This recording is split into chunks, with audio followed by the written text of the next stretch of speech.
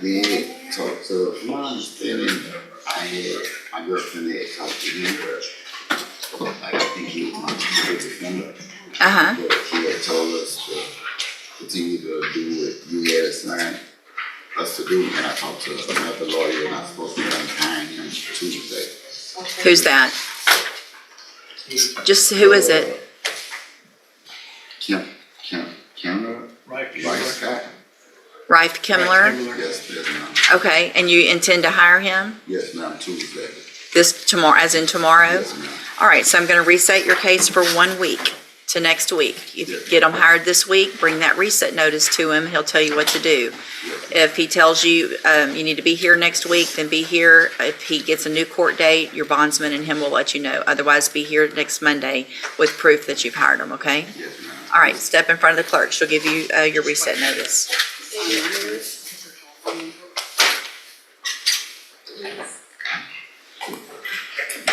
Patricia Benton?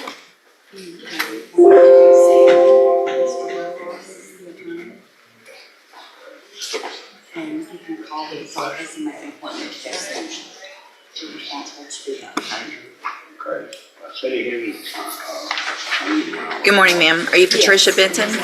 And Ms. Benton, this is your initial appearance in cause number 25-0312. You're charged with the state jail felony offense of fraudulent use or possession of identifying information from November 29th of 2023. Since you've made bond in your case, have you had an opportunity to try to hire a lawyer? You're working? Okay, so since you've made bond in your case and you have a job, I expect you to at least try to hire someone. So what I'm going to do is reset your case for 30 days and order that you visit with at least 3 lawyers. They all charge different amounts, have different payment plans. You don't know if you can afford one until you start talking to them.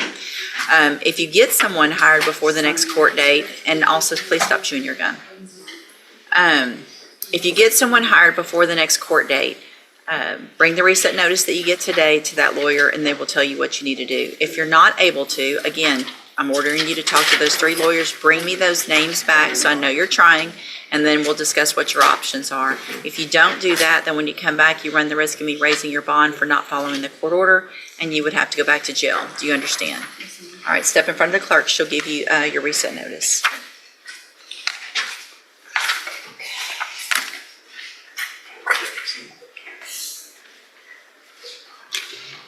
Mr. Jackson, come on up, sir. I'll recall those bond forfeitures on Mr. Jackson. All right, Mr. Jackson, did you get someone hired?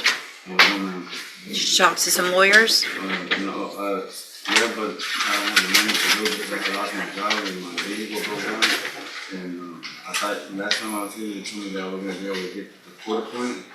No, that's not what I told you, because I never say that.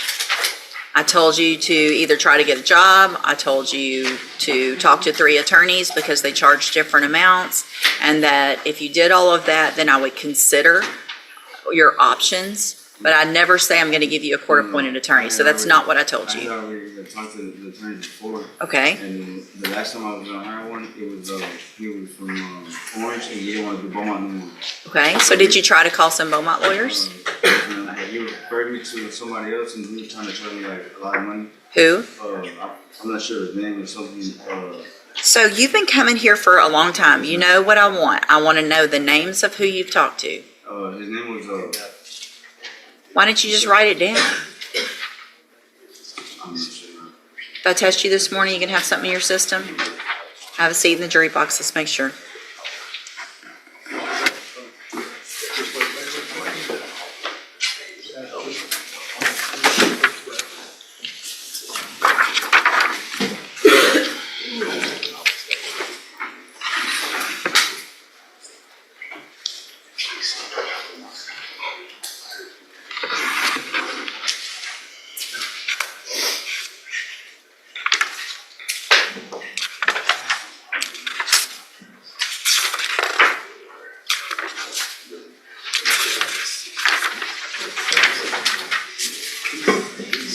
Mr. Parker, you have Jeremiah Davis. Sitting here, go on, right? That, okay, that's what, I've sent Mr.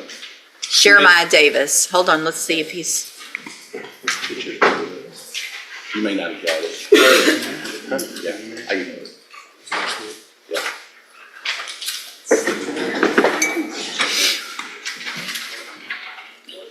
morning, Mr. Smith.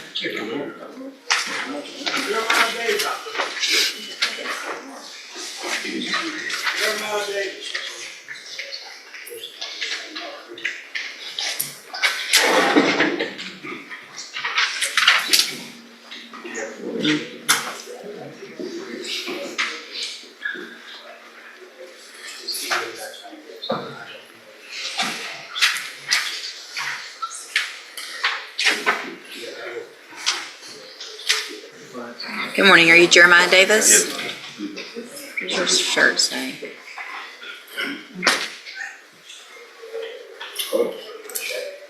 Just trying to figure out what it says, I can't read it. Make sure it's appropriate. Mr. Smith, announcement. Mr. Smith, Mr. Parker, announcement. Your Honor, last time I asked the court for some time to provide a video to the district attorney's office, and my client and his parents came in and provided me the video, and I think it should. If it was sent it to me last week, I was on vacation. So Okay, I was leaving that for a reset, just give me a chance to review it. okay, we'll just do one more normal reset to give y'all time to take a look at all of that. Mr. Davis, stay in touch with Mr. Parker, he'll let you know when you need to be back, okay? I have to kind of talk, because it's hard to see his daughter. Okay. You're free to go. David Lewis, Mr. Parker?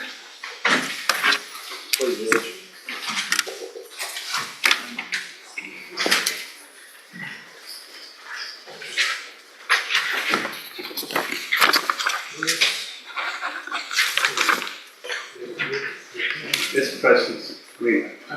Preston's? No, you're welcome. That's what's on his email. It's contagious. Took me forever. I could never email him forever. I know, I still have it.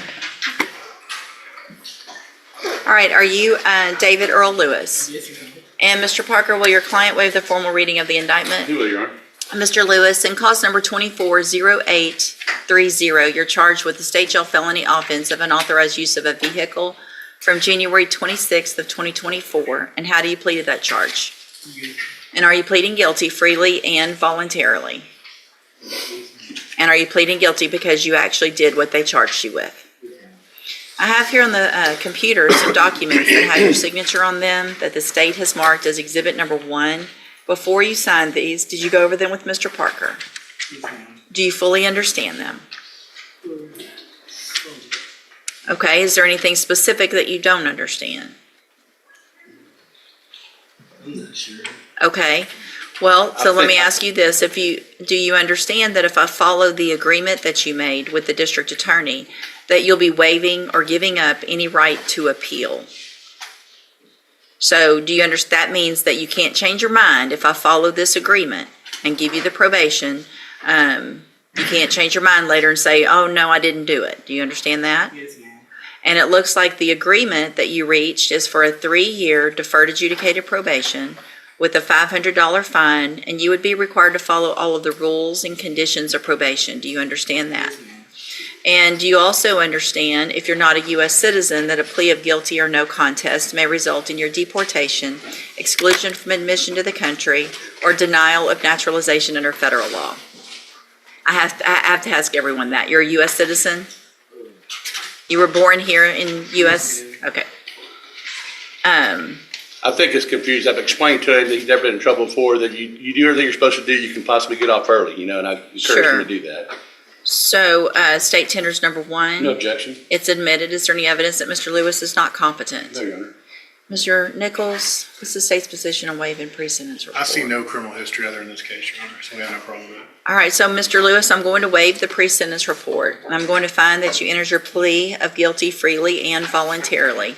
Find that you're mentally competent and you understand the nature and the consequences of your plea. Find sufficient evidence to find you guilty, but I'm not going to find you guilty today. I'm going to follow that agreement that you made and defer all proceedings and place you on probation for 3 years.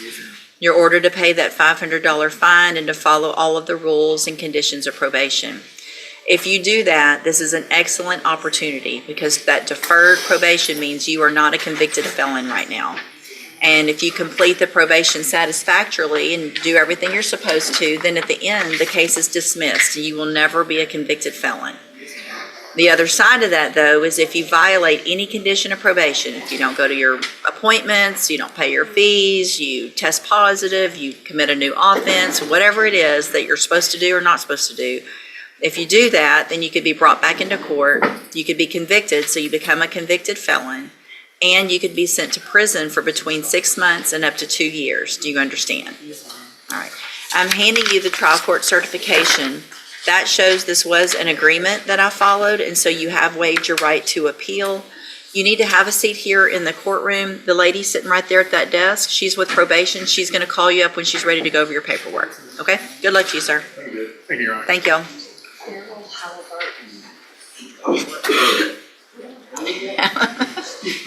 Oh, it's in the air. This is bad. We're all saying the wrong names. Is what?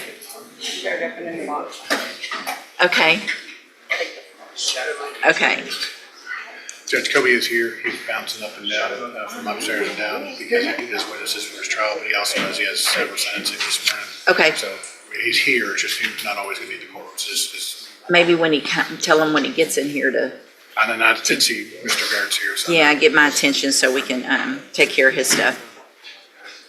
Mr. Rojas, you have Carnell Beard.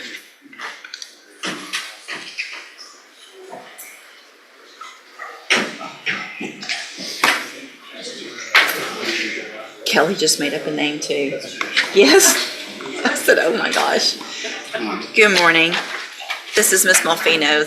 It is. You do not look like Miss Malfino. Good morning, sir. You're Carnell Beard? Yes, ma'am. And Mr. Beard is charged in cause number 242414 with collision involving serious bodily injury. And what is the announcement? Just last time we were here, we asked for a recess so that Mr. Beard could get me some information. I think there was a problem with email. I did finally get it this morning. He was trying to do it all last week. He finally got my correct email. I checked today. I do have it. Okay. If I can get one more reset, I'll look at all that stuff. Okay, so you have it now. I do have it. All right, so we'll do one more reset. You can take a look at that, get anything to Ms. Malfino you need to, and then we'll get an announcement at the next court date. Stay in touch with Mr. Rojas. He'll let you know when you need to be back. You're free to go. You have Simone Dobbins. It's a sentencing, Mr. Rojas.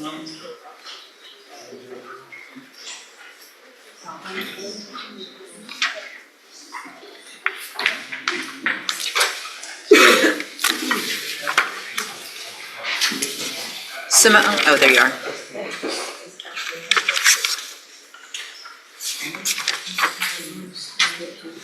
Good morning, Mr. Coleman. Good morning, ma'am. You're Simone Dobbins. And Ms. Dobbins was previously in court, entered a plea of guilty to the state jail felony offense of driving while intoxicated with a child passenger. I have received that pre-sentence report. Has everyone had an opportunity to review it? We have, Your Honor. Are there any additions or corrections? No correction, Judge. Just one comment. I don't know if the court saw that the probation department is requesting 10 days in jail. I don't think that's a requirement for this type of offense. It's not. I would ask you not to. I'm rescinding it. I'm taking it off. Okay, thank you. No objection. All right, anything, Mr. Coleman? No, Your Honor, we just simply ask that the court follow the agreement of the parties. All right, so Ms. Dobbins, I'm going to find that you entered your plea of guilty freely and voluntarily. Find sufficient evidence to find you guilty, and at this time find you guilty of driving while intoxicated with a child passenger. Sentence you in accordance with your agreement to a term of 2 years in the state jail prison, but I'm going to probate that for 4 years. You're ordered to pay a $500 fine and to follow all of the rules and conditions of probation. One of those is going to be that you enter and successfully complete the JCDI program. That is an outpatient treatment program, and that's what, after the assessment was done, that's what they say you need. Hopefully that's going to give you the tools to stay clean, get through the probation and not have any issues, okay? If you do everything you're supposed to while you're on this probation, then for all practical purposes, your case here in court is over, and you'll serve that 2-year sentence while you're out on probation. The other side of that, though, is if you violate any condition of probation, then you can be brought back into court and you could be facing that 2-year sentence that you've already agreed to. Do you understand? All right, I'm handing you the trial court certification that shows this was an agreement that I followed, and so you have waived your right to appeal. I've also handed you a written admonishment regarding your ineligibility to possess a firearm or ammunition. Because of the judgment entered against you, you're ineligible under Texas law to possess a firearm or ammunition. Possession of a firearm or ammunition could lead to charges against you. Firearm is a legal term, and you should read the written admonishment I provide you to see what devices qualify as a firearm. If you have questions about the laws that make you ineligible to possess a firearm or ammunition, or about how long that lasts, you can talk with Mr. Rojas. All right, you need to have a seat here in the courtroom. Probation's going to call you up when she's ready to go over your paperwork. Good luck to you, ma'am. And then Zachary Turner. Good. The young man that's giving the sample, he would like to speak to you, and second of all, we tested, stated that he don't think he's going to give a sample. So he's requesting to see you, and He has 2 minutes to give a sample, or I'm going to assume it's positive, and you can let them know that. come with me. All right, sir, you're Zachary Turner. And Mr. Turner, in cause number 24-2197, is charged with fraudulent use or possession of identifying information. Mr. Rojas, what is the announcement? Judge, I'm asking for another announcement docket. Mr. Turner tells me he's been working out of town a lot, and I just haven't had a chance to sit down and look at all of this cover. No objection, Judge. All right, so I'm going to give you one more reset. Mr. Turner, it's important that you make time between now and that next court date to visit with Mr. Rojas, okay? So we need to get an announcement at the next court date. All right, you're free to go. Thank you.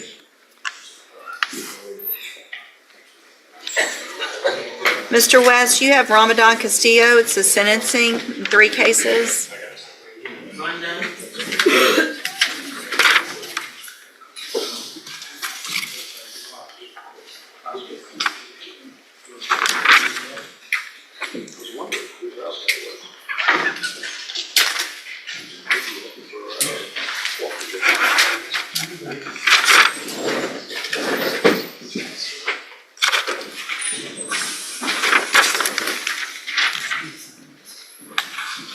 Morning. Ramadan Castillo? I think she's calling it. Yeah, he's outside. It's a trend.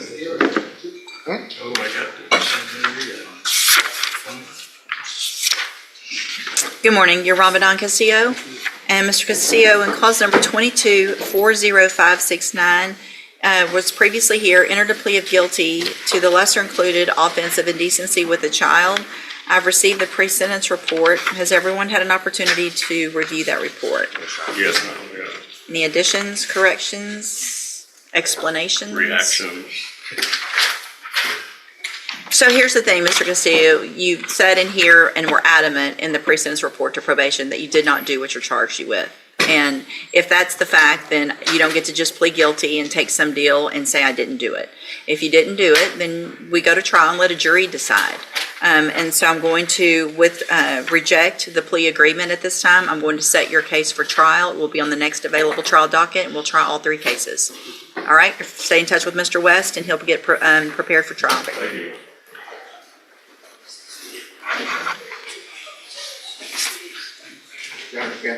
Yeah. I have another case on the designation docket from earlier. Ms. Johnson, I thought we had already sent earlier, and I know I've been talking to Tommy about the case since early on. Who? Michelle The Johnston. second one on the first page. She's Yeah. here. Yeah, she's here. Yeah, absolutely. Okay. So I am her attorney. I thought we had already sent everything in because, like I said, I've been negotiating with Tommy for months now. She was in federal custody for a while. Okay. So that kind of, So are y'all ready to make an announcement today, or? no, Your Honor. Okay, I'll reset Yeah, it. set for Make sure, please make sure your staff gets that. Yeah, here. I'll confirm and make sure that gets taken care of. Ms. Johnston? Okay, Mr. West has said that you have hired him, and he's been talking to the DA, so just stay in touch with him, and then he'll let you know when you're next. She's got a reset already, so you need to get something filed to get rid of that court date. I will. I'll talk to you later, guys.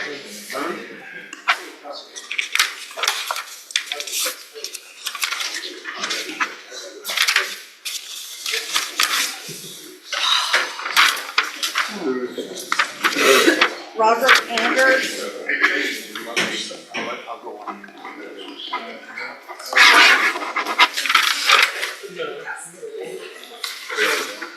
Mr.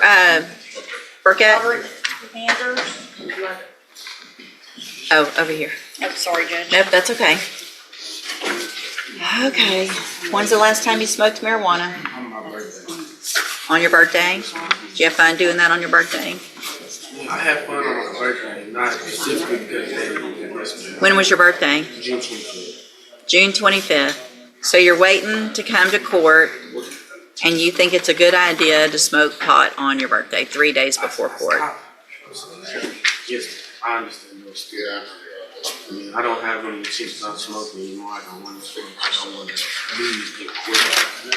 I'm just trying to get this over with. Okay, if you're trying to get this over with and do the right thing, those are great words that you're saying to me, but we're talking about, Mr. Kimley, I'm sorry. what you're saying happened 3 days ago. 3 days ago. When did you say your birthday was? June 25th. Oh, okay, so 1 month ago, 30 days ago. Okay. Okay. So here's what we're gonna do.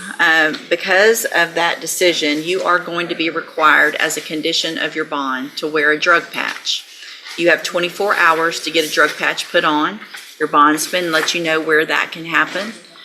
It's a patch that you put on your arm. You have to go every 2 weeks. You have to pay to have it, and you have to get it tested every 2 weeks.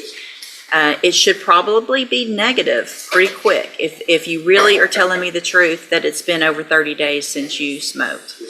But it's going to tell me amounts. So it's not just a positive, negative. It's going to actually, and if it's not going down, then I'm going to assume you're still using, your bond's going to be revoked, and you're going to go to jail. That's it. Do you understand? So you have 24 hours, again, to get that on. Your bond's going to let you know. You have to give them proof of that so they know where you got it and where you're getting it tested. And then what I'm going to do, let's see. When are you supposed, you're going to go back to school, you said? Have you looked into when that is? It's soon, right? Yes, ma'am. It's soon. My grandma already sponsored. I should be already enrolled. My grandma's enrolled. I want proof that you're enrolled also and that you're going to school. I'm going to give you a court-appointed lawyer as long as you're going to school. If you're not going to school, then you need to get a job. Do you understand? All right, step in front of the clerk. She's going to give you that information on your lawyer. Put the, for the bond condition, not just that, but also proof of school. I have another question. Later on my actual court date, like with the case, I have messages where someone seems to own that. Just talk to your attorney. You're going to get them today, and they'll tell you what you need to do. Get them all that information. Probably printing all that out would be great.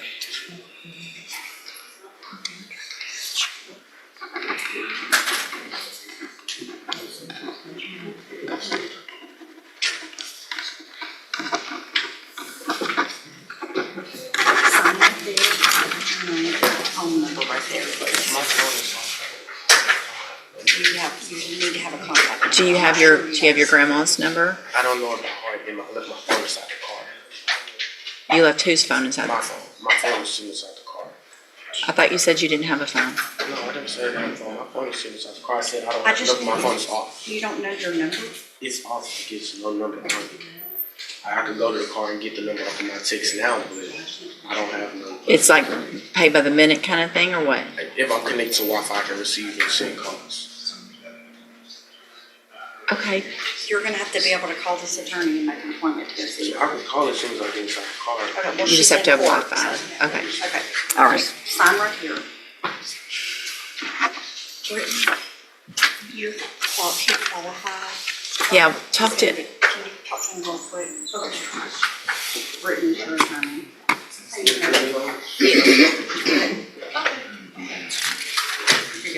just make sure y'all have each other's contact information, because his phone, y'all talk about that. Is Kobe still down here? Mr. Burbank and Mr. Hoffpower, if you'll grab him, please. On Andrew Jackson.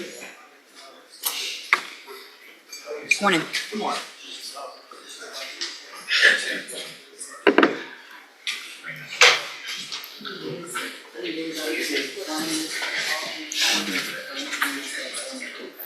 Good morning, sir. You're Andrew Jackson, and Mr. Jackson's cases are set for trial to begin with jury selection next Monday. And what is the announcement?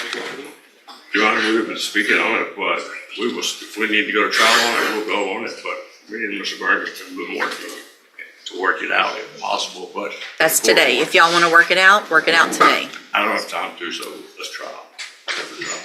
I can't talk to my boss, I got two sentencing and stuff, but, to do this. So, but y'all been talking last week? Yes, ma'am. Okay, so is there an agreement or not an agreement? Well, if you remember, he pled and. I do remember. That's what I'm saying. If y'all haven't if y'all have been working, but you're saying y'all are working on it. We don't have an agreement set, so set for trial, that's all I can tell you. That's all I can do. All right, it's then going to be the number one case for next week to start with jury selection on Monday. I know you're in trial this week, but it just happens that way sometimes. So we will, if something changes today, y'all work something out within the next day or so, let me know and I will consider something. Obviously, it's not going to be the same thing that I've already rejected. But if something happens, I need to know quickly so that everybody else on the trial docket knows. But I do intend that probably to be the number one case next week. Okay? Stay in touch with Mr. Burbank. We'll see you back next week. Thank you. Monique Wynn, He's coming to the office this morning, Okay. so I'm hoping to, All right. Just let me, yeah. If you, I'm shooting in the dark here. okay. If you, if something gets figured out, we can take care of it. Mr. Hoffmeyer will be here. If something works out, we can have y'all come in early one morning before we get started on the other case, to work out something. Next door this week, so I'll be here. Okay, yeah, just let me know. I'd be glad to get it taken care of if y'all can work it out, but it has to be this week. Yes, ma'am, thank you. Because I'm gonna be right here with back my stuff. So I'll be Do you, here. is there, well, let's get, what else do you have? They've got, Luke and Mr. Smith have my, just dockets forms Okay. for the pre-trial. I'm ready on all three of those. Okay. Jackson, Thomas, and I think it's Tom. Fader Register, Mr. Lewis, and Carrazzo with Mr. Gertz.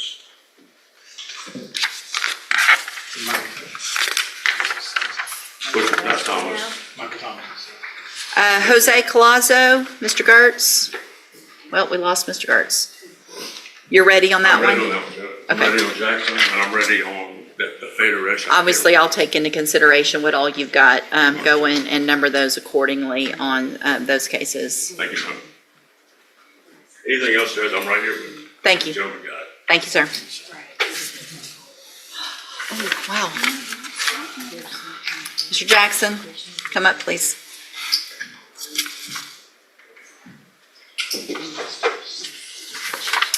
So, Mr. Jackson, you tested positive for THC, methamphetamines, amphetamines, and ecstasy. Obviously, that is a violation of your bond conditions to be using any type of illegal substances. In cause numbers 240706, 0707, and 1170, find that you violated the conditions of your bond. I'm going to raise your bond in each of those cases to $100,000 in each case. Condition of that bond, if you make it in each case, is that you wear a drug patch at all times. You can go back with the bailiff.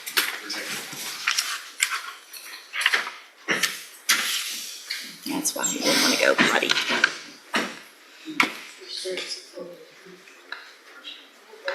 Mr. Gertz, on Jose Colazo, Mr. Hoffpower announced that he was ready. Is Jose Colazo? I haven't seen him this morning. If you'll call the name Jose Colazo. We theoretically could be ready if we're number one. Ready if called. I'd rather not be 2 weeks in a row, but Well, he's gonna be, so maybe both, because the top three are gonna be his anyway. It just may not be yours, it's probably gonna be Burbank's. But they're talking, Everybody so loves the you're getting Burbanks. close, but you're getting closer.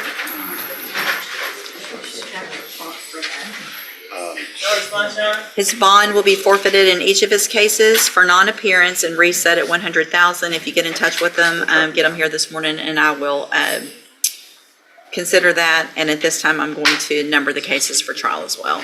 Okay. Is there a Mr. Frank, Jonathan Frank here? Mr. Boudreau? You have David Holland.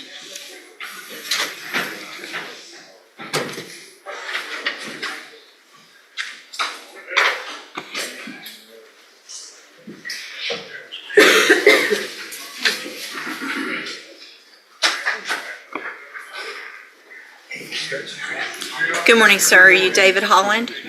And this is cause number 21-36992. Mr. Holland is charged with theft of service. And what is the announcement? Judge, my client believes that he will be able, I'm not even explain it, but Hold on just a second. Did she go tell him? Okay, go ahead. he'll be able to come up with $2,000 within about before the end of the week. And then he'll have $334 to pay. He'd like to have 2 weeks to do that. And then the DA's offer would be 30 days in jail for a misdemeanor. He only had the vehicle for about a... Well, that's okay. So is that the understanding? Yes, Judge, there was an alternative recommendation in this case of either state jail time or with the restitution paid up front, so county jail time 3 days. So I'm going to reset the case 45 days. No, 30 days, because you said 2 weeks. I will say this, Judge, I'm sorry to interrupt the court, but that offer was made back on June the 4th. Judge, I mean, I would So this is expect going, this will be the final reset. Either you get it taken care of, or there's some other alternative that will take place on that day. There will be no other resets, no matter what you say the amount is that you have to get. Either you get the money or you don't get the money. Okay? We'll see you back in 30 days. Thank you, Judge. Thank you.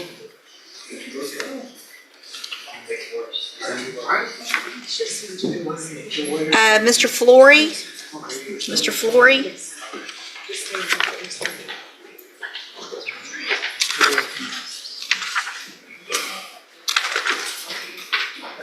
See, Mr. Jeffrey, you have a sentencing on Jerry LeBlanc, 2 cases.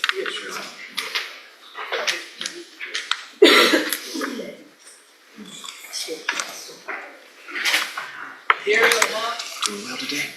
I'm doing fine. How about you? I'm here.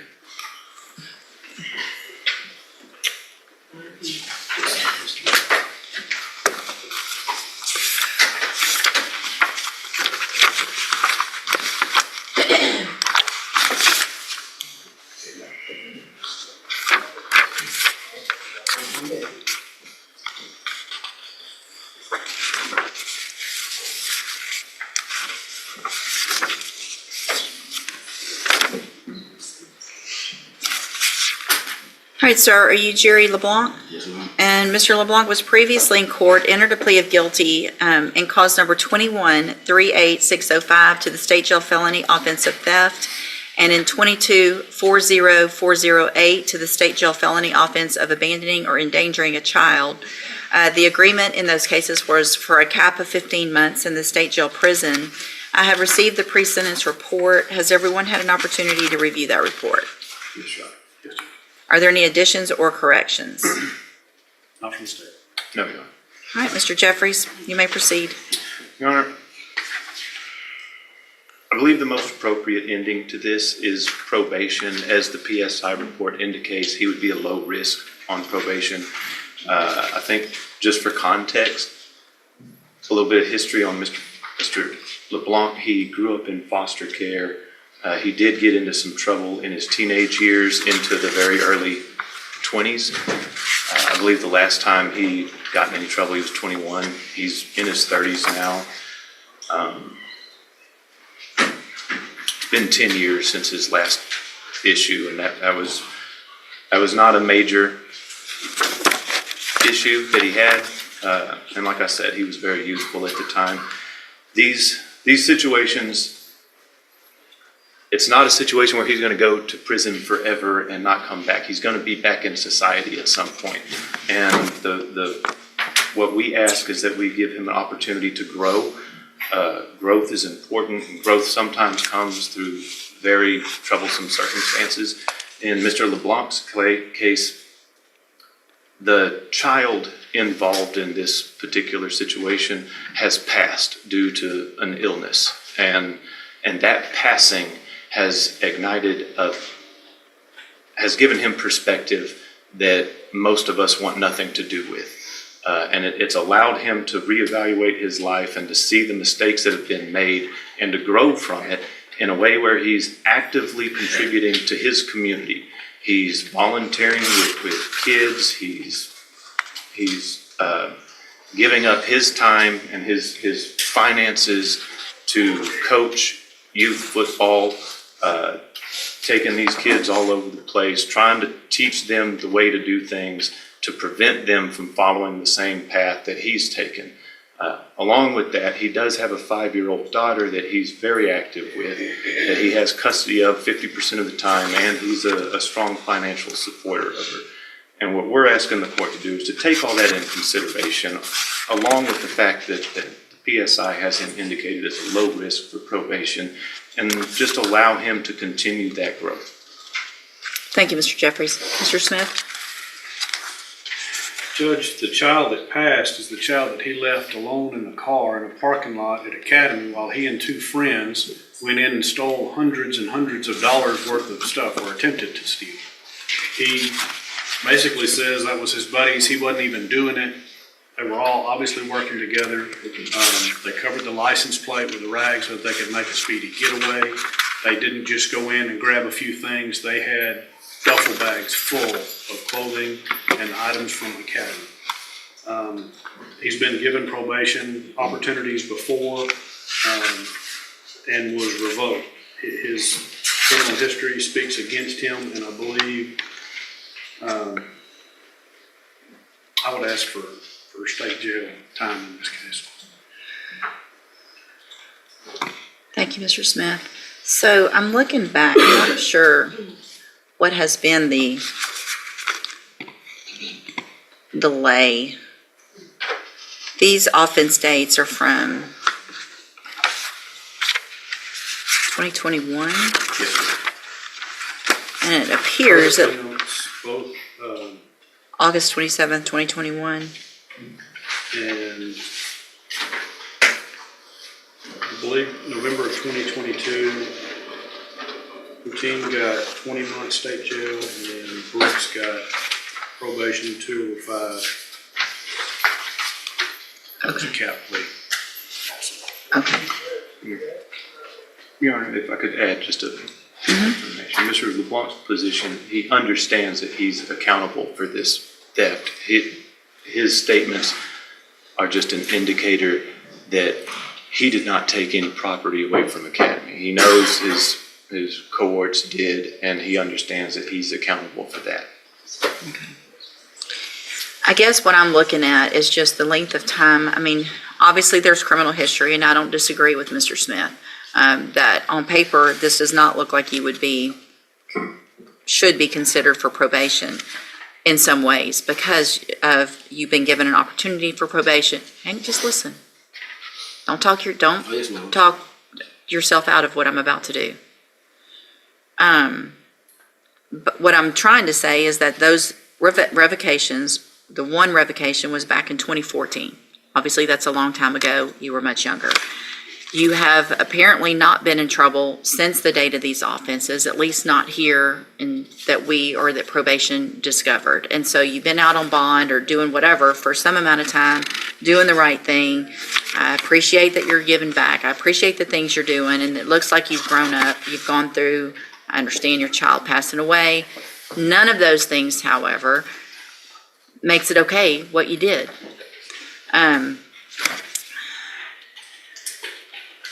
All right, so in cause number 21-38605, I'm going to find that you entered your plea of guilty freely and voluntarily. Find sufficient evidence to find you guilty, and at this time find you guilty of the state jail felony offense of theft.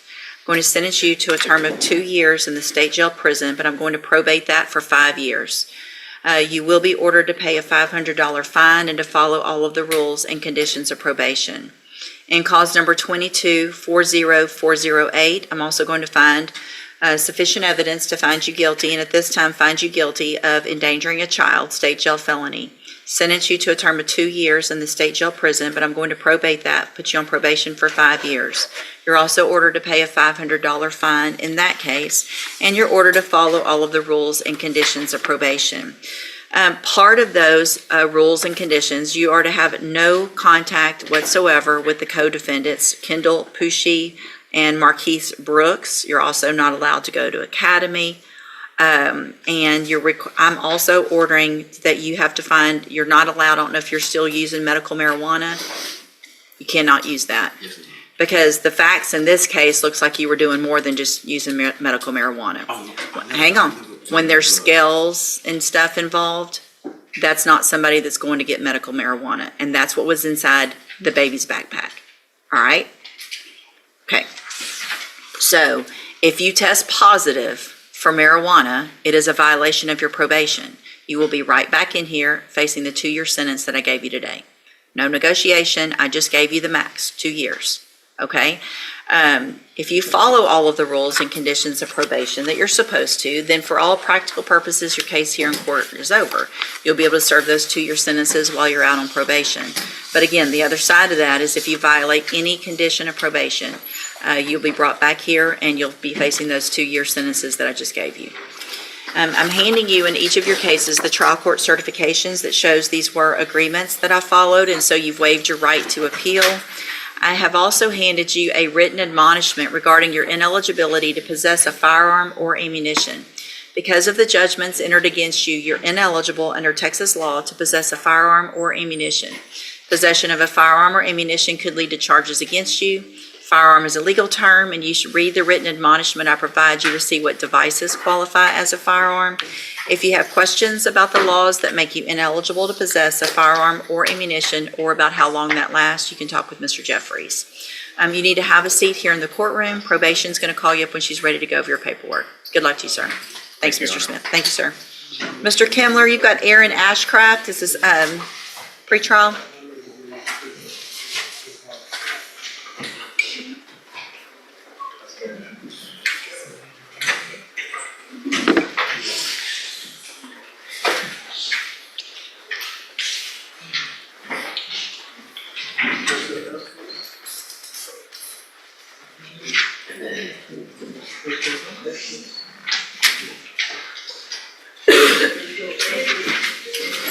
Good morning, you're Aaron Ashcraft, and in cause number 24,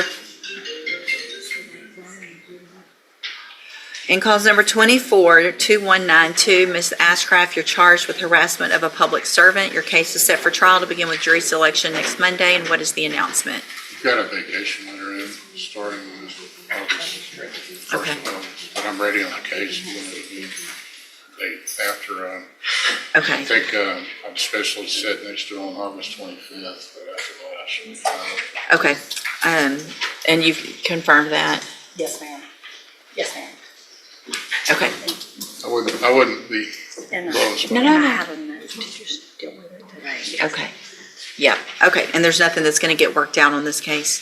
I never would rule that out as possible. Well, that needs to happen today. So if it's gonna get taken, You want to do 2 years for first probation, or you want to do it? all right, so I'm gonna reset it. There will not be that offer taken after today. So that's fine. That's what juries are for. Let a jury decide. But I want to make sure when we get here and ready for trial, there's no, oh, I want to take the 2-year deferred that day. It would be a plea to something different, or you're going to trial and let a jury decide. Do you Or understand? open to the court. Yeah, something, yes. Okay, I'll reset it on the next available trial docket. Stay in touch with Mr. Kimler and your bondsman. They'll let you know when you need to be back for trial. Okay? You can see me first. You've also got Jason Harris, He's Mr. in the Kimler. back, Your Honor. Mr. Coleman, He has, AFRS. yeah, let's get him, please. Mr. Coleman had. Hold on. Let's get him out here, please.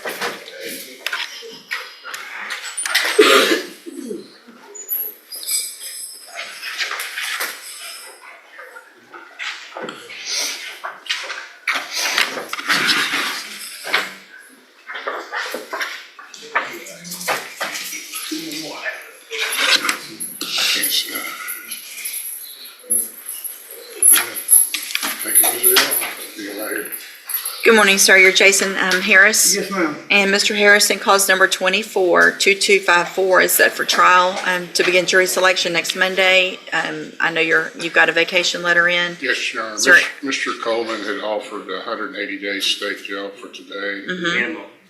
I didn't do it. Hold on, that's fine. Just But hang Mr. on. Harris has advised that he's refusing that, so we'll still be a trial. Okay, so Mr. Harris, we'll get your case moved to the next available trial docket. Mr. Kimler has a vacation letter in for next week. What about this situation?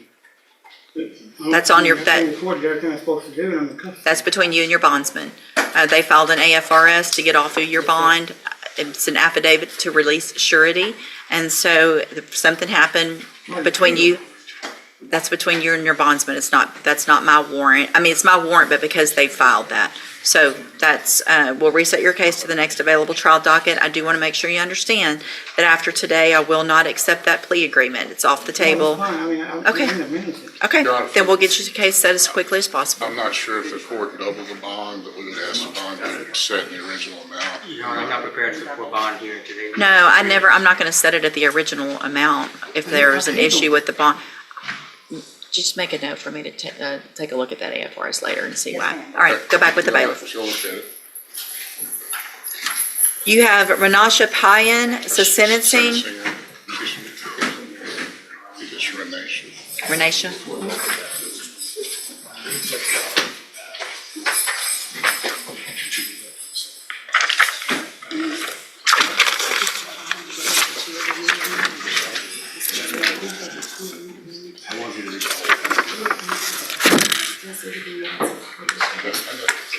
All right, are you Renasha Payan? And Ms. Payan was previously in court, entered a plea of guilty to the third-degree felony. Shh, y'all. Good grief. Listen. Take a breath. All right. Ms. Payan was previously in court, entered a plea of guilty to the third-degree felony offense of evading arrest or detention with the use of a vehicle, and that's in cause number 24-2107. There was no agreement. I have received the pre-sentence report and reviewed it. Is there, has everyone had an opportunity to do that? State has you. And it looks like there were also some letters that I reviewed that were attached to that, and has everyone had an opportunity to review those? Yes, Judge. In addition, Mr. Coleman has also filed a state sentencing memorandum, and I've reviewed that as well. Mr. Kimler, have you had an opportunity to review that? All right, this was open to the court. Mr. Kimler, you may proceed. Your Honor, as far as the pre-sentence report itself, there's one thing in there I wanted to address at the outset. It's the allegation she has some type of gang affiliation. I noted that was first mentioned in the assessment, that there was some type of report. I can't hear you. I'm sorry, there was some type, I'm looking at the gang affiliation portion. There was some type of post-investigation report dated May 4th of 2010 that the pre-sentence investigating officer reviewed. It said that report, which is not included in the PSI, revealed records that linked her to the 5 Deuce Hoover Crips, which I have no idea what that's about. I've known Ms. Payan, our representative, going on probably 15 years now, and I've never known her to have any type of gang affiliation. I don't know what that report is, and evidently it contains hearsay within hearsay. But then, that in itself is not so much of a concern, but the reporting officer then goes on to include in the recommendation portions an assertion that her history includes gang affiliation, which I would take issue with. First of all, I don't even know what they're referencing. That's fine. I've never known her to have any type of gang affiliation. Okay. So, what that leaves us with then is an unfortunate incident where Ms. Payan possibly could have been charged with something more serious. It's going to arrive. Mr. Coleman will address that as far as a shooting altercation where a gun was displayed and discharged by her passenger. And while Ms. Payne is not charged with anything in relation to the discharge of the firearm or the altercation, she was in the midst of that situation. In that context, evaded the police, evaded the law enforcement. I think the court could reasonably infer from the uncontested facts in the PSI that she was in a highly emotive state during this incident where the vehicle in which she was riding or which she was driving had been under assault by people around the shooting, which is probably understandable. And again, she had injected herself into that situation, but she was in an agitated state of mind when she was driving away under the, I guess, the flight instincts with imminent fear that she was operating in that type of mental state. The police officer observes that she did go through a couple of stop signs while he was behind her, but then that she came to a stop. So this wasn't a situation where there was some sort of extended high-speed chase where spike strips were deployed or the vehicle crashed or something like that. I suppose, and again, not to speak on Ms. Payne's behalf, but once she was able to put some physical distance between her and the situation, and she calmed down somewhat, that the rational portion of her brain reasserted itself, and she knew that she was being pursued by law enforcement, so she came to a stop with that incident. She regrets this incident. And looking at her criminal history, I know she does have criminal history, including prior probation revocations for felonies. But even at the misdemeanor level, I think it goes back 12 and a half years before that she's had problems. So there's been at least a 10-year period here where she's maintained a law-abiding lifestyle. And but for this poor decision to inject herself into this situation with one of her friends, she wouldn't be standing before the court. She has a GED, she has employment history. I think she regrets what happened. And even though I know Mr. Coleman probably is going to reiterate to the court that she's had past prior probation failures, those were at a time when she was younger and less mature. I think with this opportunity, should the court give it to her to complete this probation, she would not let the court down. Thank you, Mr. Kimler. And then she would address the court. Did you want to tell the judge anything? Everything that he's saying is totally true, from my past and everything. And if you guys give me a chance, I will let you guys down. Speak up. I said, if you guys give me a chance, if you give me a chance, Ms. West, I won't let you down. I won't let myself down. Thank you. Mr. Coleman? Your Honor, the court's indicated that you read the sentencing memorandum. I don't have anything to add other than just briefly for the reasons stated in that sentencing memorandum, including the defendant's criminal history, the 3 previous probation revocations, and the underlying circumstances. We don't think that probation is appropriate, and we'd ask for prison sentence. The last time she went to jail, it was for a 2 year state jail. We'd ask for a PDC in excess of more than the. Thank you, Judge.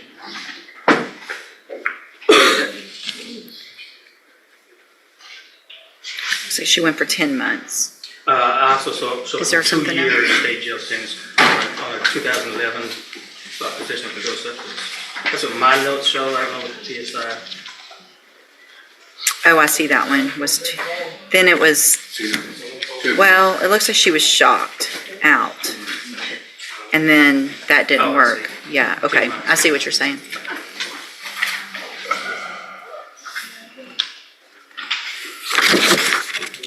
Why don't you work?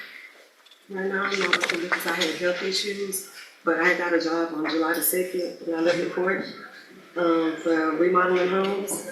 But right now, I wasn't able to work because I had doctor's appointments and stuff like that to get my stomach checked out to see a specialist on it. Who's your doctor? At Gulf Coast, Ms. Jordan, Dr. Jordan. That's in Palanco.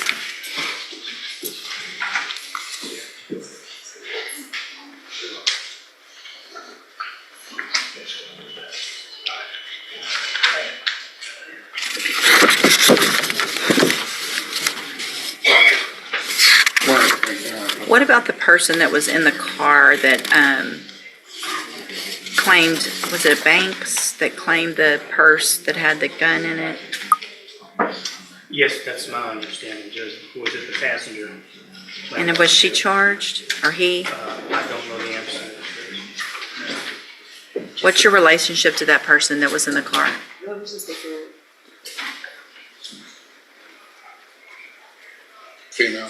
a female, but she did get charged. She did? Yes, ma'am. She's on probation as well. She is. Yes, ma'am.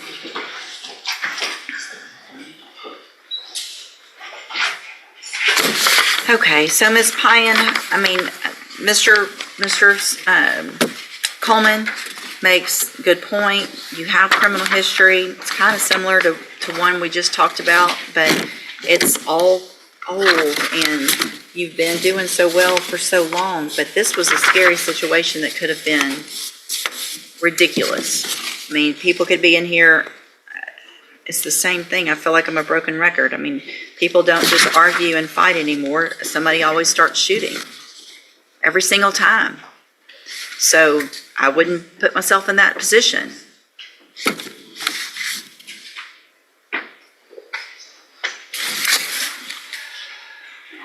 All right, what I'm going to do, Ms. Payne, is find that you entered your plea of guilty freely and voluntarily. Find that you are mentally competent, understood the nature and the consequences of your plea. Find sufficient evidence to find you guilty, and at this time I am going to find you guilty of evading arrest or detention with the use of a vehicle.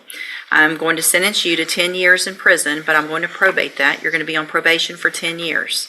I'm ordering you to pay a $1,000 fine and to follow all of the rules and conditions of probation. This opportunity is giving you the opportunity to serve the time that I just gave you while you're out on probation. So if you do everything you're supposed to while you're on probation, you'll be able to, for all practical purposes, your case in court's over, you'll serve that 10-year sentence while you're out on probation. The other side of that, though, is if you violate any condition of probation, I just gave you a 10-year sentence, which is probably more than Mr. Coleman was asking for today, and probably more than I would have given you if I'd sent you to prison today. So you're getting an opportunity, but the downside of it is if you violate it, things can be a whole lot worse than they could have been today. Does that make sense? So don't make me regret this. If you do everything you're supposed to on this probation, you can even get off early, but that takes you doing things very differently than you have done in the past. So you know what probation's about, you know what to do to get off of it, you know what to do to end up getting in trouble. I'm going to hand you the trial court certification. This was not an agreement. You have some rights to appeal. You can talk to Mr. Kimler about that. Also, I'm handing you the trial court written admonishment regarding your ineligibility to possess a firearm or ammunition. Because of the judgment entered against you, you're ineligible under Texas law to possess a firearm or ammunition. Possession of a firearm or ammunition could lead to charges against you. Firearm is a legal term. You should read the written admonishment I provide you to see what devices qualify as a firearm. If you have questions about the laws that make you ineligible to possess a firearm or ammunition, or about how long that lasts, you can talk with Mr. Kimler. You need to have a seat here in the courtroom. Probation is going to call you up when she's ready to go over your paperwork. Good luck to you, ma'am. Mr. Kimler, you have Johnny Palanco. Judge, what is the topic? When can I approach on Palanco, please?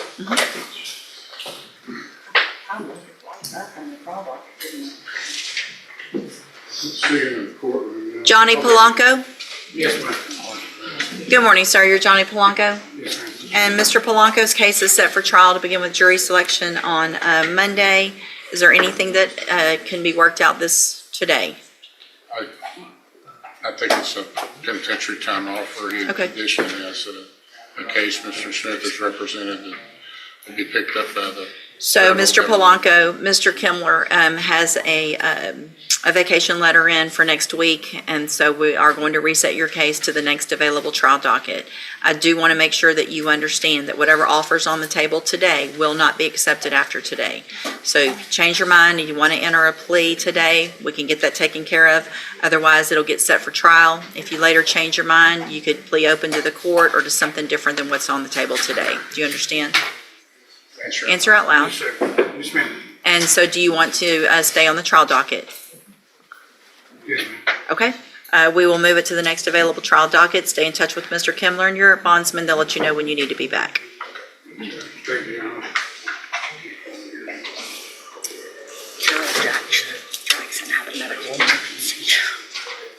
Who's that? He took from the drug test and I took his line. Oh, did he? Yeah. What kind of?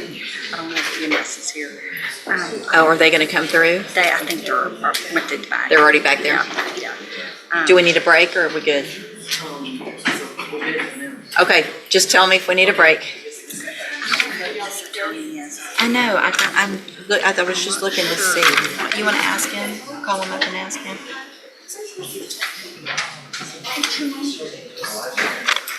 Mr. Albritten? Come up, sir. Okay.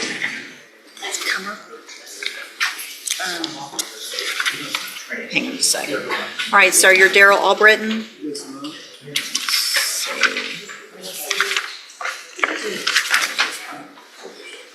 Let me find you. It's very important, Mr. Albritten, that you're here on time, okay? Okay. Where do you work? Okay. So I'm going to recall the bond forfeiture. Did you get someone hired?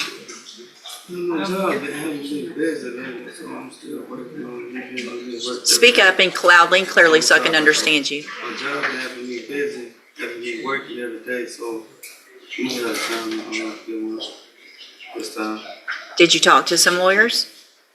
Yeah, well, they told me I got appointed lawyer, but he told me. What did I tell you last time you were here? He told me to find my own lawyer. Right, and what did I tell you about that specifically? How many did I tell you to talk to? About 5, 4, like that. 3? Yeah, 3. And to bring me their names. And if you didn't do that, what can happen?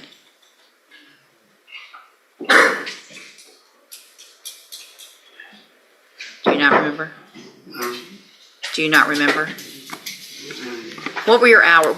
What time did you work? I work 5 to 4 o'clock. 5 a.m. Yes, to 4 o'clock p.m.? For what company specifically? What company do you work for specifically? Apache? Yes, ma'am. Do they drug test you? I don't smoke none of that. Yeah. Well, you're making me wonder if you're not using drugs, why you're not thinking clearly and doing what I asked you to do. I'm gonna do it. This time, I promise. This time you're gonna do it. How many times have you been here? Oh, it's probably 3, 4, around there. How much do you make an hour? 26. You have 2 weeks. Hire a lawyer within 2 weeks or talk to 3 lawyers. Listen carefully. Hire someone within 2 weeks, or if you cannot, talk to at least 3 lawyers in person, on the phone, something. Talk to them. Bring me those names. Tell me what they told you. You need to write it all down. I want to know what they're charging. I want to know that you actually talked to them. Don't just look it up and say, I talked to 3 lawyers. I want to know what you found out. If you do not do that, you will go to jail on the next court date. There will be no excuses. 2 weeks. Do you understand? Is there any question about what you're supposed to do? All right, step in front of the clerk. She'll give you a reset notice.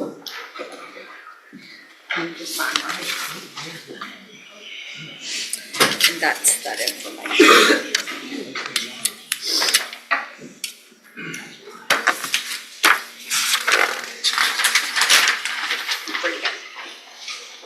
Oh, I called that Flory. Let's see, Mr., is it Comerford? You're here for Mr. Flory? Sorry, I said Mr. Flory's name earlier. You might not have heard me. On Simon Gobert? Yes, he's present.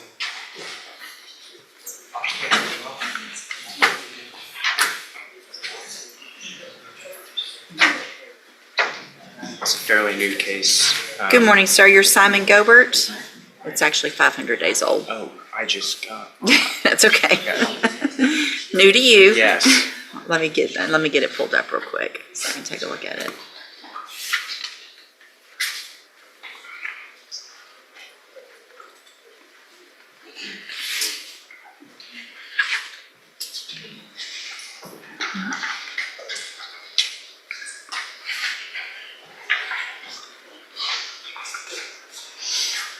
Okay, yeah, it looks like you guys subbed in June. And this is 240512. And Goodness, everything's moving slow now.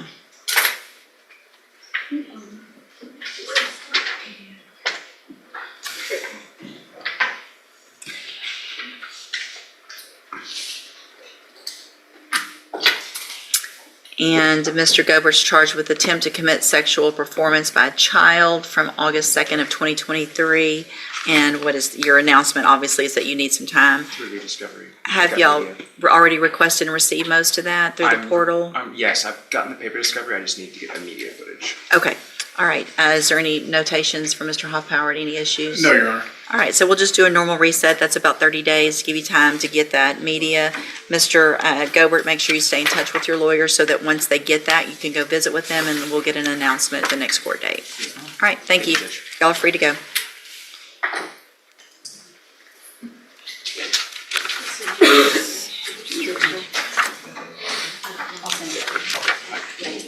Mr. Rennick, you've got Alexandria Bledsoe. Yes, Your Honor. Good morning.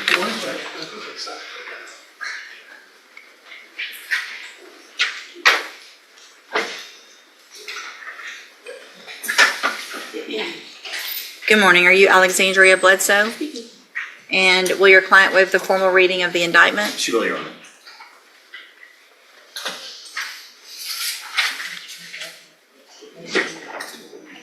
Have you got that discovery I do have it certification? right here, Your Honor. Ms. Bledsoe, in cause number 250004, you're charged with the state jail felony offense of abandoning or endangering a child with intent to return from November 4th of 2024. And how do you plead to that charge? Are you pleading guilty freely and voluntarily? Yes. And are you pleading guilty because you actually did what they've charged you with? Unfortunately, yes. I have here on the computer some documents that have your signature on them that the state has marked as exhibit number 1. Before you signed these, did you go over them with Mr. Rennick? Do you fully understand them? And do you understand, if I follow the agreement that you've made with the district attorney, that you will be waiving or giving up any right to appeal? And it looks like the agreement that you've reached is for a 3-year deferred adjudicated probation. There would be a $500 fine, and you would be required to follow all of the rules and conditions of probation. Is that your understanding? Also, do you understand, if you're not a U.S. citizen, that a plea of guilty or no contest may result in your deportation, exclusion from admission to the country, or denial of naturalization under federal law? Yes. State tenders number 1. No objection, Your Honor. It's admitted. Is there any evidence that Ms. Bledsoe is not competent? No, Your Honor. All right, ma'am, I'm going to find that you entered your plea of guilty freely and voluntarily, find that you're mentally competent and you understand the nature and the consequences of your plea. Find sufficient evidence to find you guilty. However, I'm going to reset your case so that I can get a pre-sentence report done. It'll give me more information about you and your case, and then we'll come back later for sentencing. You need to stop and talk to probation on your way out of the courtroom today, and she's sitting at that desk right there. Okay, we'll see you back at sentencing. And then you've got, okay. All right, we're going to take, ladies and gentlemen, we're going to take about a 10-minute break. If you're on the docket, don't go far. You're going to get called back in, or you can just wait in here, but we need to take just a short break. Court will be in recess. All rise. What's the recess? Do we need to be on the record, or?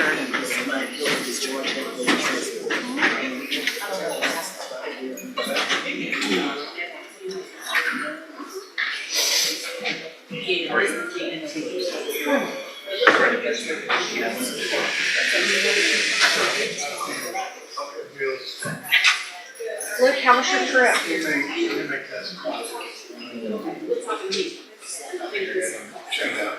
was honestly probably the coolest place I've been, just beautiful. Where'd you go, Brock? We went to Texas and King. Oh, that's right. I'm so jealous. But you know what, being on this way? Yes. Last week was my in-laws taking care of it. This week is my mom and my brother's on here. So that's where my school that place, and I was working that out. Must be a good night. Like the water looks fake. Because most of these, if you just kept going straight, you're either going to hit Africa or the East Coast of the United States. Nothing. Well, I'm glad you had a good time. Well, he certainly should. Yeah, I thought I had you out this week too. I know, and I appreciate that more than you.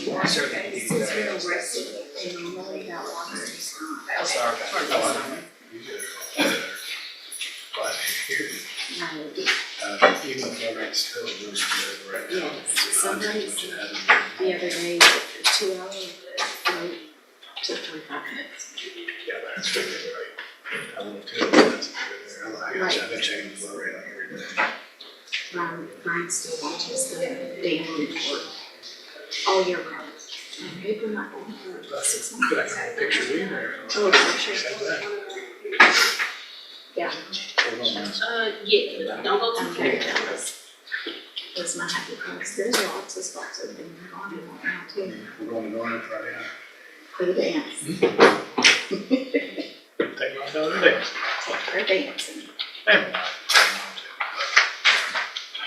I'm gonna need video of you doing the line dances.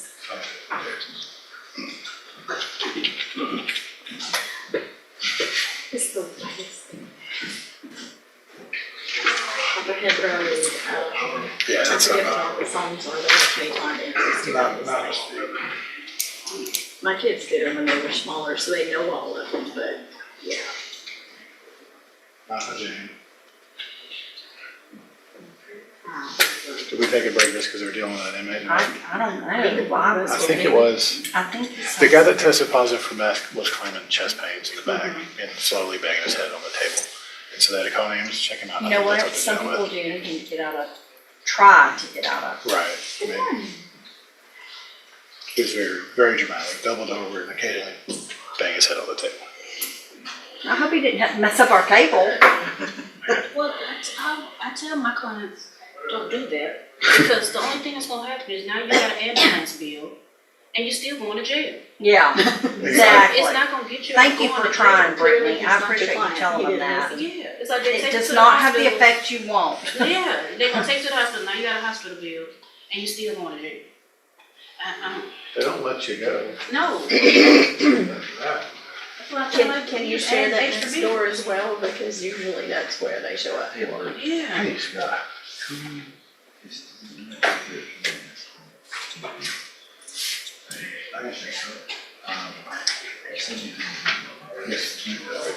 And those ambulances are not cheap.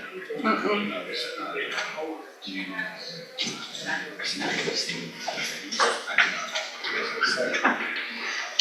meant to ask you this.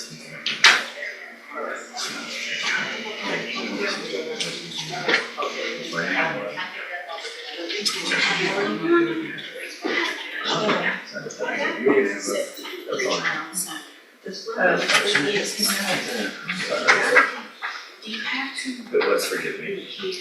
I don't think it's Clear.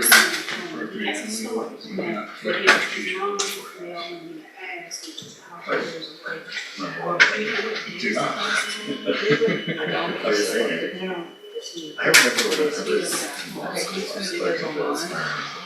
I was. What's your name?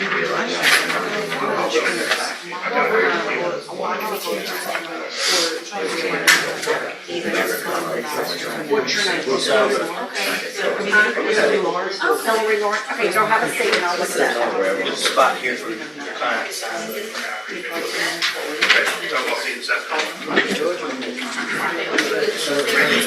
All right. I'm gonna recall, y'all may be seated, I'm gonna recall the forfeiture on Brian's Palazzo. For no good reason, just because, I mean, whatever. Kinda over the day already. Over today. I know, it's too early for that. Real big docket, you're busy. I know. I'm okay, we're good, yeah. When I went to the back desk, we had one of his cases.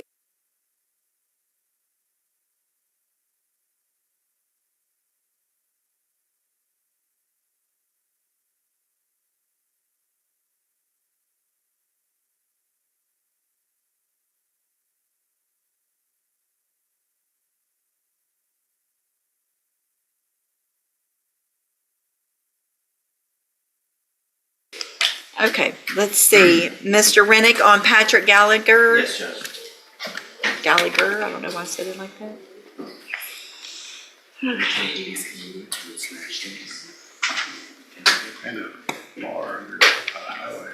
Good morning, you're Patrick Gallagher. And Mr. Rennick, will your client waive the formal reading of the indictment? Mr. Gallagher, in cause number 242422, you're charged with the third-degree felony offense of driving while intoxicated, third or more, and that is from October 7th of 2024. Your indictment alleges you were previously convicted of driving while intoxicated August 21st of 2014, and then again September 29th of 2023. And how do you plead to that charge? And are those prior DWIs true? Yes, ma'am. Are you entering your plea of guilty freely and voluntarily? Yes, ma'am. And did you plead guilty because you actually did what they've charged you with? Yes, ma'am. I have here on the computer some documents that have your signature on them that the state has marked as exhibit number 1. Before you signed these, did you go over them with Mr. Rennick? Mr. Benton did a great job. He was a great lawyer. Yes, ma'am. Thank you. And do you fully understand everything that you signed? I do know that. And do you understand, if I follow the agreement that you made with the district attorney, that you will be waiving or giving up any right to appeal? Yes, ma'am. It looks like the agreement that you've reached is for a 10-year term in prison, but that would be probated. You'd be on probation for 5 years. You would be ordered to pay a $500 fine and to follow all of the rules and conditions of probation. Is that your understanding? Yes, ma'am. Also, do you understand, if you're not a U.S. citizen, that a plea of guilty or no contest may result in your deportation, exclusion from admission to the country, or denial of naturalization under federal law? Yes, ma'am. State tenders number 1. No, Judge, no. It's admitted. Is there any evidence that Mr. Gallagher is not competent? All right, sir, I'm going to find that you entered your plea of guilty freely and voluntarily, find that you're mentally competent and you understand the nature and the consequences of that plea, find sufficient evidence to find you guilty. However, I'm going to reset your case so that the probation department can do a pre-sentence report. That'll give me more information about you, your case, and then we'll come back at a later date for sentencing. You need to stop and talk to probation on your way out of the courtroom today, and she's sitting at that desk right there. All right, Judge, yes. Mr. Rennick and I were discussing one issue that will probably come up at sentencing about him doing his days in jail. Mm-hmm. I don't know if the jail has a mechanism to do your days other than on weekends. I don't know if they can do it midweek. I think it's a work issue for him. I told him. I think as long as we have specific dates that we can send them, we can kind of do whatever within reason. And so come back with specific requests. He brought me his work schedule, and it's just he has a higher up position, and so he's has varying days that are off, and they're shorthanded, so I'm he's not very sure worried for about it. So it's not going to be stretched out over a period of, months. So just when we come back at sentencing, you'll know soon when that sentencing date is. Once y'all know that date, y'all get together, come back with a specific request as the specific dates, and typically I'll take that into consideration and be okay with it. Okay? Thank you. All right. Be sure to talk to probation, sir. Have we seen Mr. Adams? He's still, yes, he's still on the CDC. Okay. And what about Mr. Frank? We heard from, is DeAndre Smith here? He's outside? Yes. DeAndre Smith?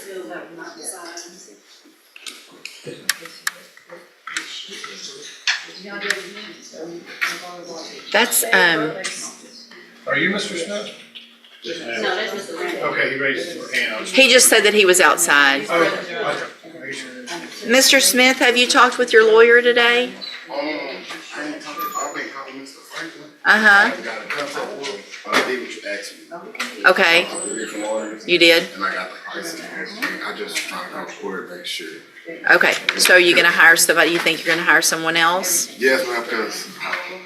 You keep coming and he doesn't. Yeah, yes. So ma'am. that's a And problem. Honestly, I wanted to understand, like, I never really talked to the DA to understand, like, I know the charges, but I never understand. But that's what your lawyer's for. Yes, ma'am.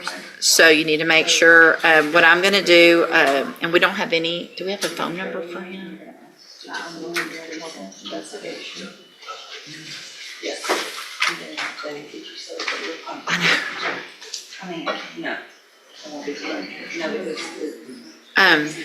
Just step over here real quick. Are you working? Yes, ma'am. Well, not at the moment because I'm trying to get back in the oil field. But I still got like some income that's left over from my last job. Okay. Do you have his number? That you have, your Mr. Frank? Yes, ma'am. Give that to the clerk, so she has the number that you have. Is it 6411? No, ma'am, it ends in 2451. I have his personal number, at the office. Personal.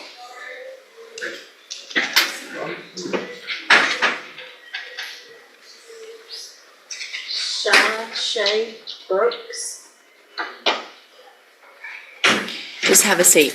We're gonna see if we can get in touch with him first, and then we'll talk about, but you're gonna need to try to get someone hired before the next court date. Because when I talked to him last time, we had made a decision about a withdrawal shot, Uh-huh. and he was supposed to turn it in. That's why I Yeah. was trying to get another loan. But when I asked him about it, he was like, "Oh, I ain't sending it in." I'm like, No? yes, Okay. So I'm gonna do this. We're gonna contact him because he obviously, we need to talk to him.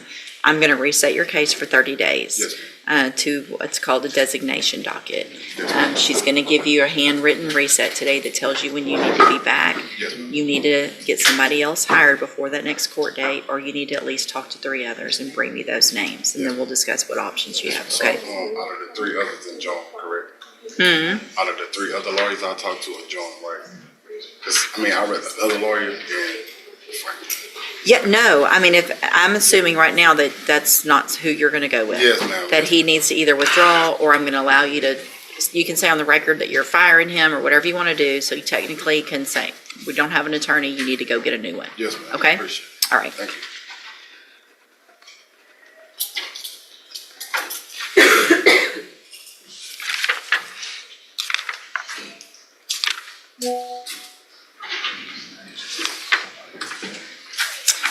Let's see. Ms. Holmes, you have Christian Bouty, it's a sentencing. Yes, ma'am. Thank you. Before you go. Yes.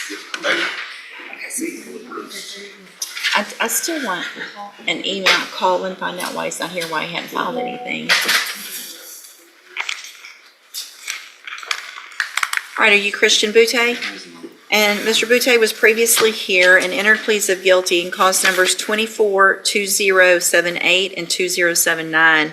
One third-degree forgery of a financial instrument, and the other is state jail felony, forgery of a financial instrument. I've received the pre-sentence report. Has everyone had an opportunity to review that report? Yes, Your Honor. Yes, Judge. Any additions or corrections? None from the defense, Your Honor. Understood. And I want to make sure those restitution amounts that are listed on page 2, is that what everyone's agreements Yes, are? Your Honor. Okay, That's what I previously calculated. is that correct, Mr. Smith? I believe that insurance had paid, from my conversation with Ms. Monfino last week, the insurance did pay out the bank an amount, however, insurance is requesting that they be paid back. Sure. So, Okay. All right. That's correct. Okay, so Mr. Bouty, in each of your cases, I'm going to find that you entered your pleas freely and voluntarily. In cause number 24-2078, find sufficient evidence to find you guilty. However, I'm going to follow the agreement that you made with the district attorney and defer all proceedings and place you on probation for 7 years. There is not going to be a fine, but in that case, you are ordered to pay restitution in the amount of $64,557.10. And cause number 24-2079, also find sufficient evidence to find you guilty. However, I'm going to follow the agreement that you made and defer all proceedings, place you on probation for 5 years. There is not going to be a fine in that case, and there is going to be restitution ordered in the amount of $8,286.25. In both of these cases, you're ordered to follow all of the rules and conditions of probation. And if you do that, this is an excellent opportunity because you do not have felony convictions on your record. And if you successfully complete the probations, then you'll never have the felony conviction on your record. The other side of that, though, in each of these cases is if you violate any condition of probation, you can be brought back into court and you could be found guilty in each case, in one case sentenced up to 10 years in prison and the other up to 2 years. Do you understand? That is a lot of money to pay back. And so it is very important to me that you start making payments on that immediately. I want something paid every single month. A lot of people think they're going to wait till their taxes come in, or I'm going to sell something next year, or somebody's going to give me some money. And what can happen is if you're not making regular payments, and I find at the end of you can do 6 out of 7 years of probation, and I find that you could have paid some money, you can do everything else right, and I could still find you guilty and send you to prison. So I want something paid every single month towards that. It will add up over those 7 years. Even if it's, I don't know if it's great if you can get the full amount, but if you don't have the full amount, by the end, you better have showed me that you made regular payments every month. Does that make sense? Yes, ma'am. All right. I'm handing you in each of your cases the trial court certifications that shows these were agreements that I followed. And so you have waived your right to appeal. You need to have a seat here in the courtroom. Probation will call you up to her desk when she's ready to go for your paperwork. Good luck to you, sir. So you have Isaiah Brown. Yeah, oh, he's not back there. He had went down. Isaiah Brown, he went. He's here. Okay. Mr. Huff, is Mr. Huff Power in there? Is somebody gonna handle this for, never mind, we got it. Thank you, ma'am. Make sure we have There he is.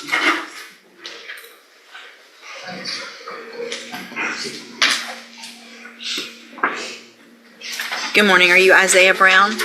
And Mr. Brown, in cause number 250356 is charged with abandoning or endangering a child without intent to return. And what is the announcement? Your Honor, this is our first appearance. Mr. Brown, we did get additional video that we think will be helpful in the case that we need to get to Mr. Hoffpower to review. Okay. So if we can get a little bit more time. All right, any issues that you No, see? Your Honor. We discussed that. All right, I'm going to do a normal reset so you can get that to Mr. Hoffpower. He's obviously going to be busy this week and maybe next week, but go ahead and get it to him. He can take a look at it in between, and we'll see if we can get an announcement at the next court date. Make sure you stay in touch with Ms. Holmes and your bondsman. They'll let you know when you need to be back. All right, you're free to go. Kaden Jones, Ms. Holmes.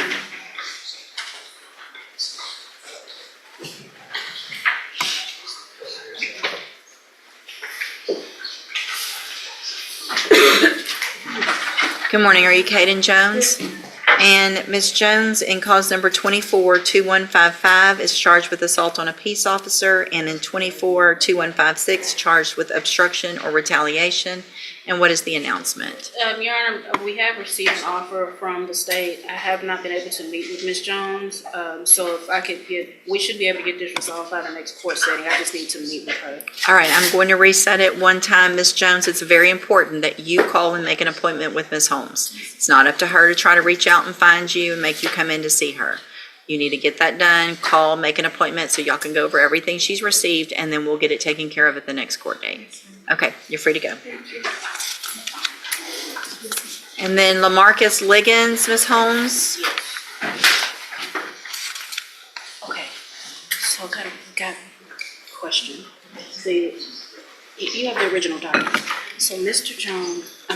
Ligins, they had him on a parole hold in Walker County for a month, and we would like for him to get that credit, but we didn't. He was on bond here, but Walker County had put a parole hold on him, and he was in custody for a month. They have since released him, and he's reinstated. But we want to make sure he gets the credit, because the offer was the 30 days. I've offered to reduce it to fit that time, Your Honor, based on facts of the case. So we have the documentation from Walker County. You have the original. If he's on bond, I don't think I can legally do that. You know what I mean? If there's not a hold, there's no way to fix that, is there? I mean, if he wasn't on bond and just hadn't made that bond yet, then that's something that's a little easier for us to do. But if he's actually on a bond, then that bond shows up in our system. And if we go in and say he gets credit for time, you've looked this up, help me out. Briefly, Judge. I mean, the case law says that I can do whatever. You can give this defendant credit for any time he's spent in custody anywhere, as long as our case was pending. Now, out on bond, I don't know about the issue of being out on bond. Okay. That's a whole nother animal. But what our research was whether or not someone was in custody in another jurisdiction, another state, while our case was pending. Notwithstanding whether or not there was a hold, you can give them credit Even for if that there's not a in-custody hold. confinement. Who's gonna complain, I guess, if we do it? Is it physically possible to do y'all can make it happen? As this shows is in, at the top, when he went in his release date. He went in on 5/12, 5/11. 5/11. And was released on 6/12. Because the offer was to reduce it to give him 30 days with the credit. And if he's already been in and bonded out, then that's actually better because we have, make sure you have that and, because we have then him, because if not, then he would have to go at least get in and get out. But if he's been in our jail and bonded, that makes it easier. Yeah. So We're I think he good? had like a day in our jail. Okay. Yeah, I want to take care of that paperwork then. I mean, obviously it's all pending your approval. The reason that the offer is the way it is because of the facts, considering that it's a shoplifting. He does have old priors, and he was on parole. But based on my review of the file, I thought 30 days for time he's done was a fair resolution.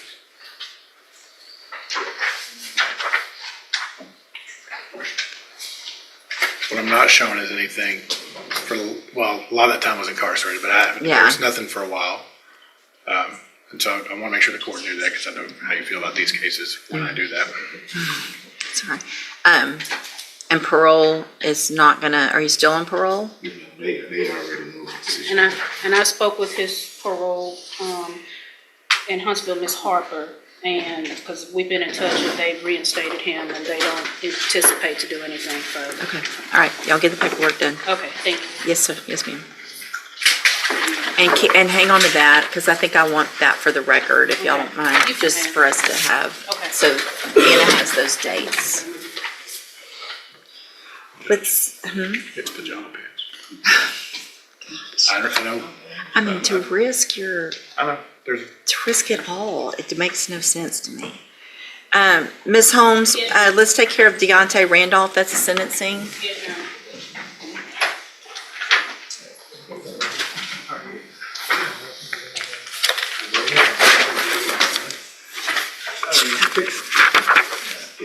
Good morning, you're Deonte Randolph? And Mr. Randolph was previously in court and cause number 241923, entered a plea of guilty to the third-degree felony offense of unlawful possession of a firearm by a felon. I have received the pre-sentence report. Has everyone had an opportunity to review that report? Yes, Your Honor. Any additions or corrections? None from the defense, Your Honor. All right, Mr. Randolph, I'm going to find that you entered your plea of guilty freely and voluntarily. Find sufficient evidence to find you guilty, and at this time, find you guilty of unlawful possession of a firearm by a felon. Sentence you in accordance with your agreement to a term of 10 years in the institutional division of the Texas Department of Corrections, but I'm going to probate that. You'll be placed on probation for 10 years. You're ordered to pay a $500 fine and to follow all of the rules and conditions of probation.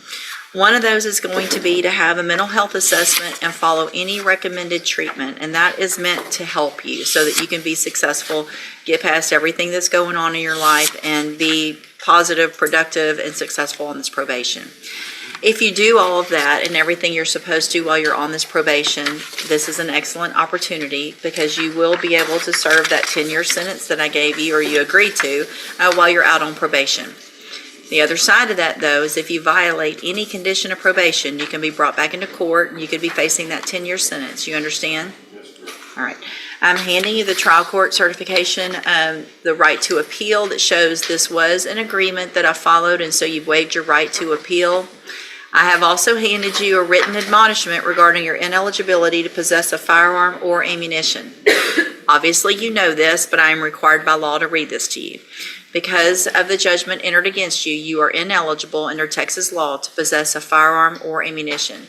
Possession of a firearm or ammunition could lead to charges against you. Firearm is a legal term. You should read that written admonishment I provide to see what devices qualify as a firearm.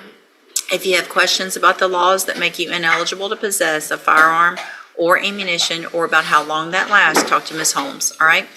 You need to have a seat here in the courtroom. Probation's going to call you up when she's ready to go over all of your paperwork. All right, good luck to you, sir. Ashley Renfro, Ms. Holmes.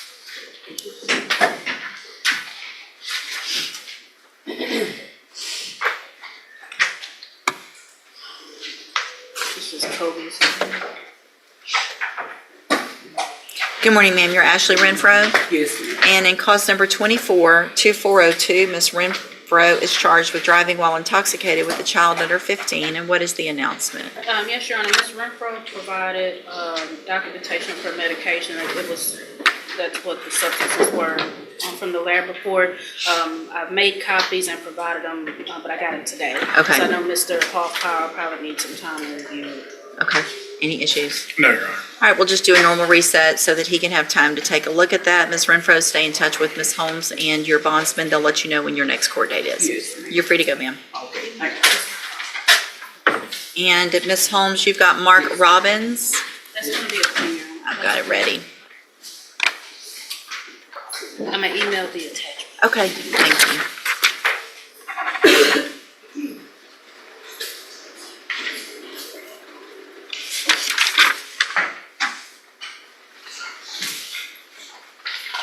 And this is a reduction to eluding. Your Thank you. And that's a Class B? Honor. Yes, Your Honor. Give me just a second.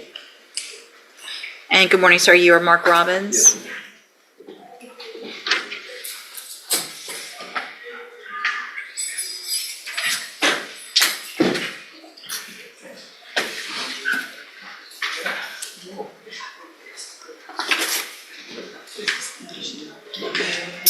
Mr. Robbins, in cause number 24-2230, the state has elected to proceed on the lesser included offense of a Class B misdemeanor eluding with a vehicle from September 22nd of 2024. And how do you plead to that charge? Are you pleading guilty freely and voluntarily? And are you pleading guilty because you actually did what they charged you with? I have here on the computer some documents that have your signature on them that the state has marked as exhibit number 1. Before you signed these, did you go over them with Ms. Holmes? yes, ma'am. Do you fully understand them? And do you understand, if I follow the agreement that you've made with the district attorney, that you will be waiving or giving up any right to appeal? And it looks like the agreement is for a 1-year deferred probation. There would be a $500 fine, and you would be required to follow all of the rules and conditions of probation. Is that your understanding? Yes, ma'am. And are you a U.S. citizen? Yes. State tenders number 1. No objection. It's admitted. Any evidence Mr. Robbins is not competent? No, Your Honor. All right, sir, I'm going to find that you entered your plea of guilty freely and voluntarily. Find that you're mentally competent and you understand the nature and the consequences of your plea. Find sufficient evidence to find you guilty. However, I'm going to follow the agreement that you made with the district attorney, defer all proceedings, place you on probation for 1 year. You're ordered to pay a $500 fine and to follow all of the rules and conditions of probation. If you do that, then this is an excellent opportunity because you don't have the conviction on your record, and at the end of the probation, the case will actually be dismissed. The other side of that is if you violate any condition of probation, you could be found guilty, and you could be sentenced up to 6 months in the Jefferson County Jail. Do you understand? Yes, ma'am. Did I not print it? I'm going to hand you the trial court certification that shows this was an agreement that I followed, and so you have waived your right to appeal. If you wait just a second, it should be coming. I don't know why it didn't.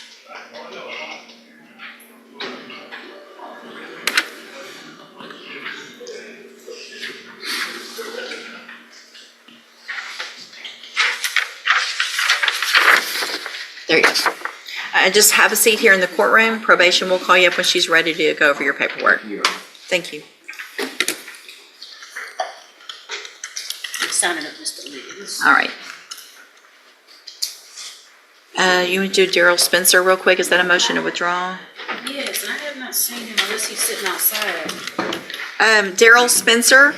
He might be sitting outside, I'm not sure. Daryl Spencer?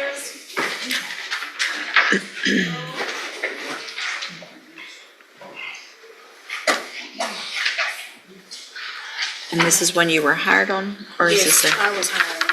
Okay. You make sure he might be in custody because he gets arrested. Sorry.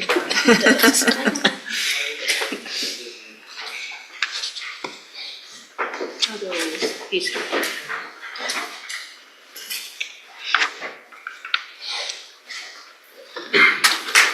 Good morning. Are you Daryl Spencer? Yes, ma'am. And Mr. Spencer, you have two cases, 241863, you're charged with possession of marijuana, and 240841, you're charged with evading arrest or detention with the use of a vehicle.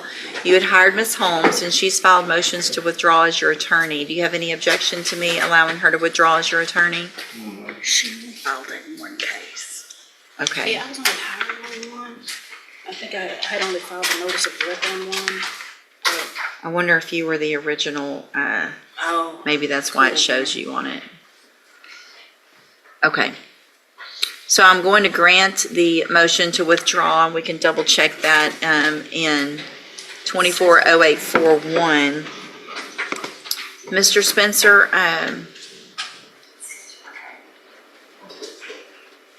are you working? No, ma'am, I'm not gonna lie to you, no, ma'am. You're not what? I'm not working, Why not? cause I'm looking for a job right now. Where have you been looking? I'm at Q board, that's why I used to work here, so I'm waiting on my tweet card to come in. Cause it's on expired. Okay, when is that supposed to happen? I had got the tweet card like last week, so hopefully it shouldn't take that long. So what I'm going to do, Mr. Spencer, is I'm going to reset your cases for what's called that designation docket, where you're gonna have to come in the morning. I need you to try to get someone else hired. Yes, ma'am. If you can't hire someone else, you need to talk to at least 3 attorneys, bring me back that information. I also want you to bring me back a pay stub or something that shows you're employed when you come back. Yes, ma'am. Bring your TWIC card if you get it, bring something from your job so I know what's going on. Yes, ma'am. Okay, if you don't do those things, then when you come back, you run the risk of me raising your bond for not following that court order, and you would go back to jail. Do you understand? Yes, ma'am. All right, step in front of the clerk. She's gonna give you a reset notice. And I guess if you'll just get that filed in the other case as well. Okay. And that way I'll sign, go ahead and sign the Okay. order.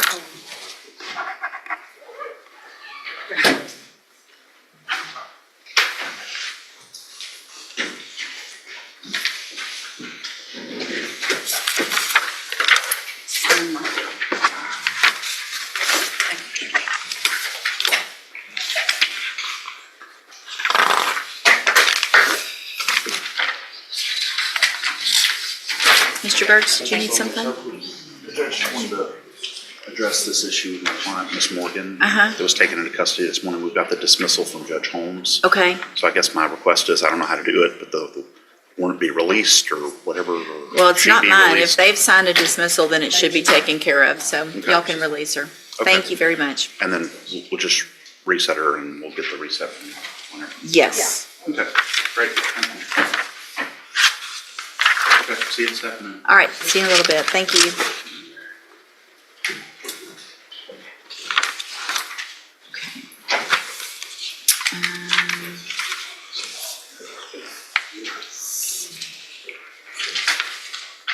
Is Mr. Lewis?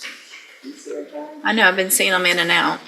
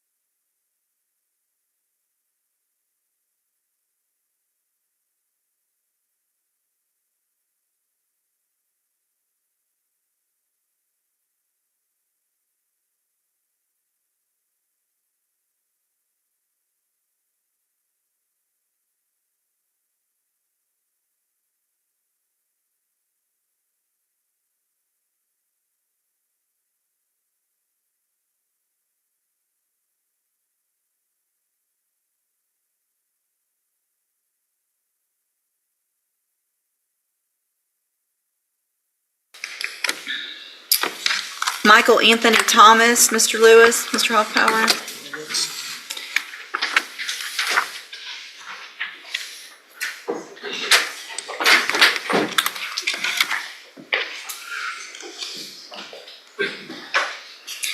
All right, this is cause number 230530, and you are Michael Thomas Jr.? Yes, Mr. Thomas was previously in court, entered a plea of guilty to indecency with a child by sexual contact. I've received the pre-sentence report.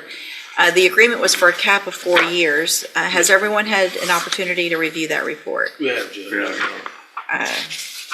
So here is what's going to happen, Mr. Thomas. Your version in this says, to be honest, I didn't do anything. If you didn't do anything, then that's what juries are for. You can't come in here and plead guilty and then say, I didn't really do it. Either you did or you did not do what you're charged with. And so based on that, I'm going to reject the plea agreement. I'm going to set your case for trial for the next available trial docket. And are you appointed on that? No, I'm not. Okay. Retained on this. Okay, and so Mr. Lewis will begin preparation for trial, and we'll let a jury decide. thank you. All right, you can go back with you're free to go. Thank you. Thank you.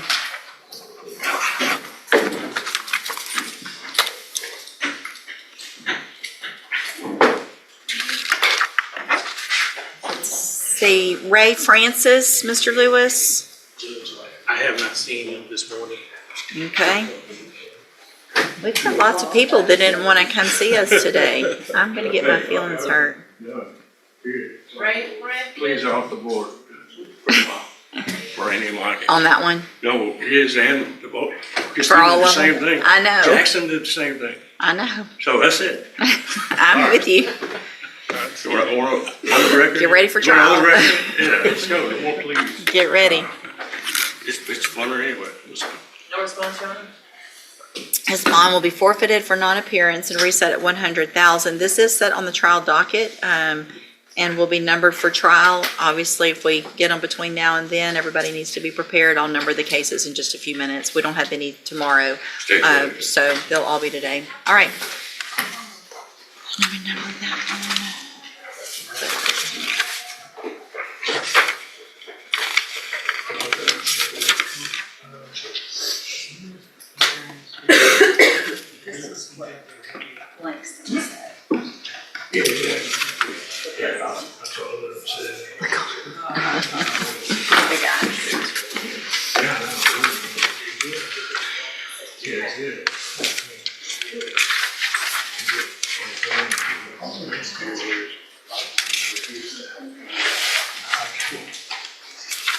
Mr. Lewis, you've got Desha Bass.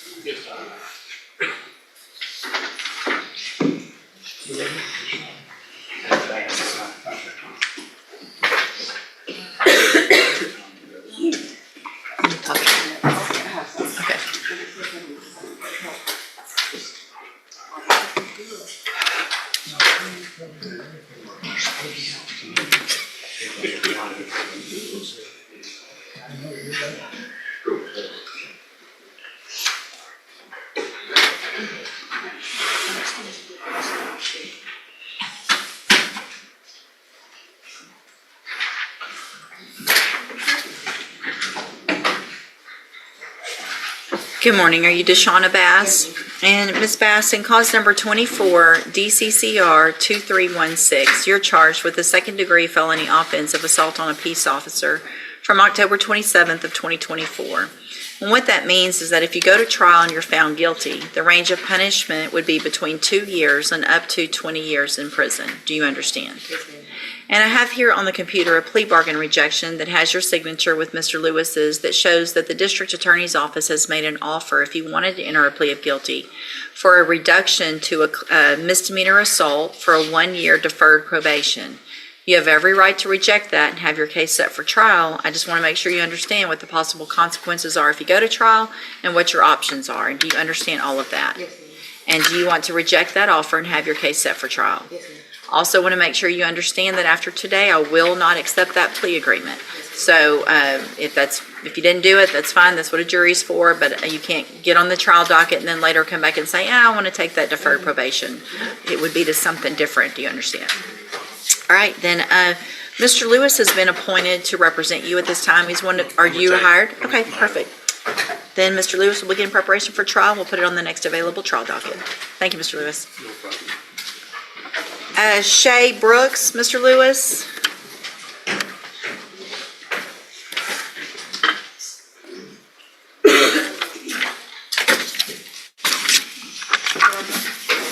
Nope.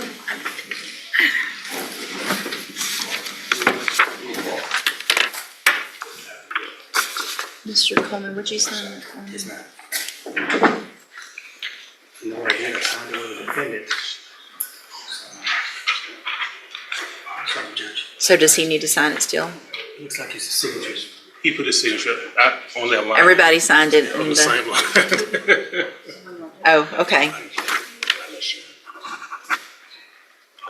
Nobody wanted to be the judge today?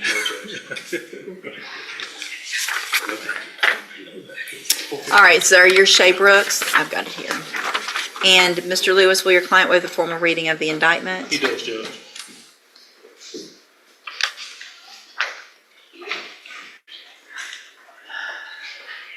Mr. Brooks, in cause number 24-2034, you're charged with the third-degree felony offense of evading arrest or detention with the use of a vehicle from August 29th of 2024. And how do you plead to that charge? Are you pleading guilty freely and voluntarily? Yes, ma'am. And are you pleading guilty because you actually did what they've charged you with? Yes, I have here on the computer some documents that have your signature on them that the state has marked as Exhibit Number 1. Before you signed these, did you go over them with Mr. Lewis? Yes, ma'am. Do you fully understand them? Yes. And do you understand, if I follow the agreement that you've made with the district attorney, that you will be waiving or giving up any right to appeal? Yes. And it looks like the agreement that you've reached is for a 10-year term in prison, but that would be probated. You'd be on probation for 10 years. There would be a $1,000 fine, and you would be required to follow all of the rules and conditions of probation. Is that your understanding? Yes. It also looks like you have agreed to forfeit a weapon that was part of this offense, which is a Taurus handgun, model G2C,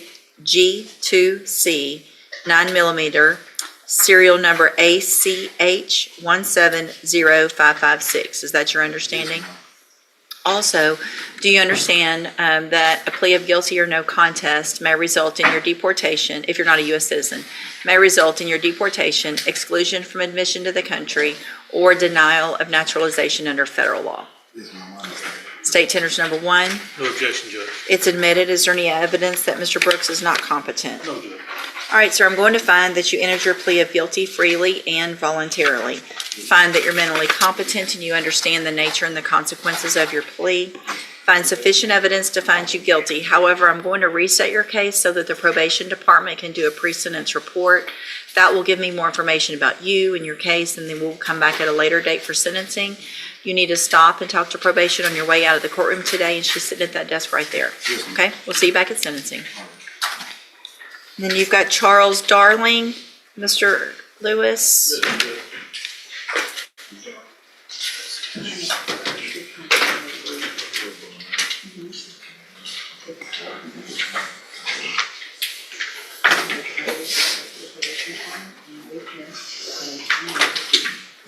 Good morning, are you Charles Darling?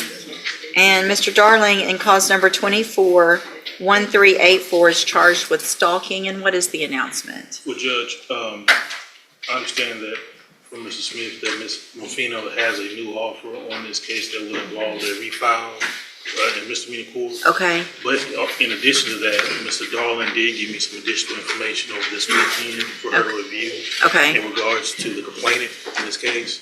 So if we can get a short setting to see, one, for her to review that, as well as if we will go forward with the plea, she'll be able to take care of that refile.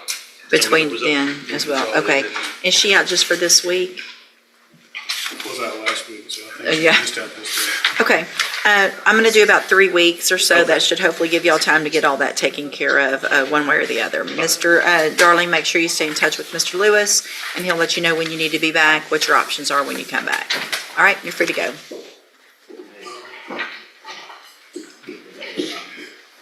And then that Paul McCorvey, do we know if he's showed up? He did? Okay, and are you ready to announce, or do you need a few minutes? Okay, Paul McCorvey? So don't put it on this warrant.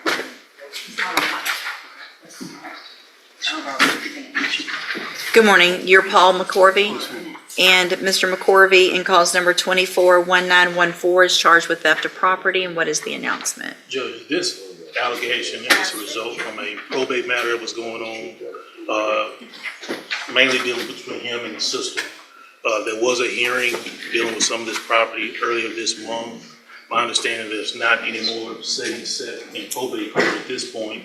They're trying to liquidate a lot of the property now. I have not received the transcript from the last hearing.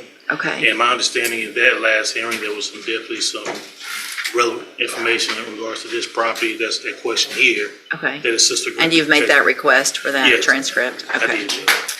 All right, then, any issues that you know? No, Your Honor, my notes are that they're waiting on some Transcript court still? documents to help resolve this. All right, so I'll do a normal reset about 30 days, see if you get that transcript between now and then. Stay in touch with Mr. Lewis so that when he does get that, you guys can go over it, and then we'll see if we can get an announcement the next court date. You're free to go. Huh? That was, McCorvey. I did something on Darlin already. I don't know, let me look.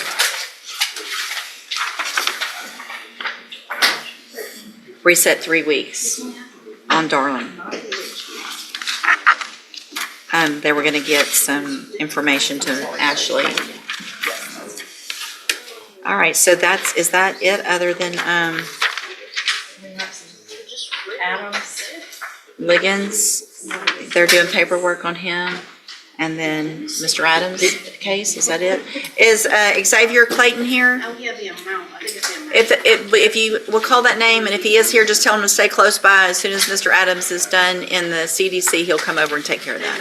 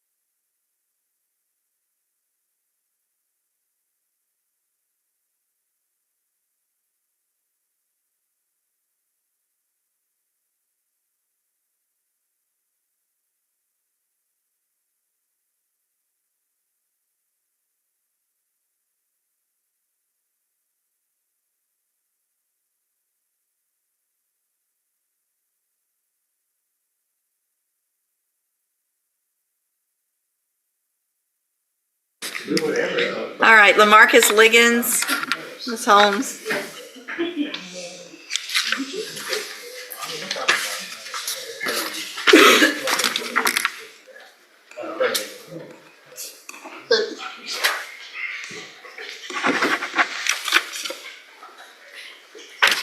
Good morning, you're LaMarcus Ligins.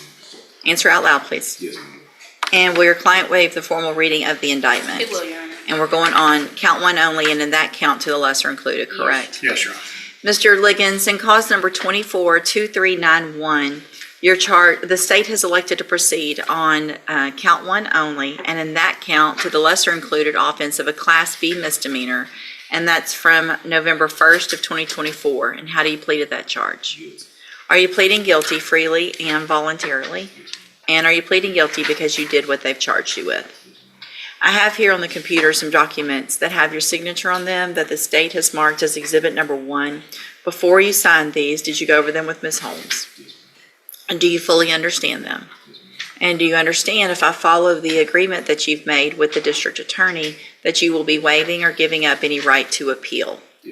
And the agreement that you've reached is for 30 days in the Jefferson County Jail, but that I would give you credit, and I've already been handed that document that shows that you spent some time while on bond on this case in Waller County, Texas. Walker. Walker County, It's Texas. approximately 32 days in their jail. Okay, and that's everyone's understanding and request that I give him credit for that. Yes, Your Honor. All right, state tenders number 1. No objection. It's admitted. And sir, are you a U.S. citizen? Is there any evidence that Mr. Ligins is not competent? No, Your Honor. All right, sir, I'm going to find that you entered your plea of guilty freely and voluntarily. Find that you're mentally competent and you understand the nature and the consequences of your plea. Find sufficient evidence to find you guilty, and at this time, find you guilty of the lesser offense of a Class B misdemeanor theft. Sentence you in accordance with that agreement to a term of 30 days in the Jefferson County Jail. I will give you credit for that time served in Walker County. I'm going to hand you the trial court certification that shows this was an agreement that I followed, and so you have waived your right to appeal. Good luck to you, sir. You're free to go. Thank you, Your Honor. Thank you all for working that out. Okay. All right, so that's it, other than Mr.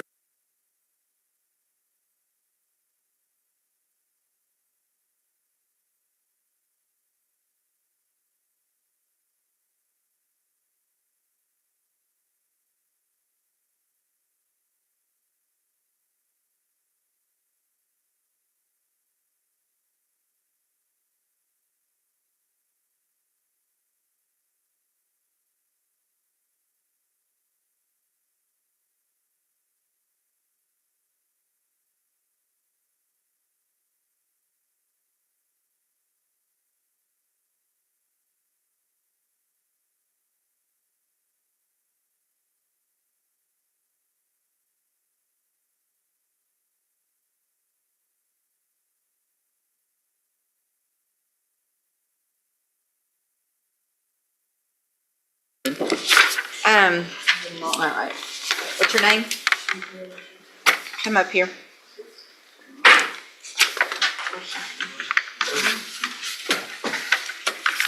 All right, you are Chenica Washington. And Ms. Washington, I called your case this morning and you weren't here. Where were you? I can't hear and understand I you. was late, my daughter was to come and she couldn't come. Okay. So I recall that bond forfeiture. Did you get a lawyer hired? Adam Parker, You hired him? I called from already. No. You were here before, and I told you that since you bonded out, that you're supposed to go hire a lawyer. Do you remember that? Yes, ma'am. Okay. I talked to, one day yesterday, Payne and Parker, nobody. I need you to speak loudly and clearly. Nobody called me back though. So for 30 days, how many lawyers did you call? Alan Parker, Joe Vasquez, and another name. What's the other one's name? I can't remember his name. Why wouldn't you write that stuff down? It's a person in the car. Well, how does that make sense? If I test you this morning, you can have something in your system? Have a seat in the jury box. Let's get that tested.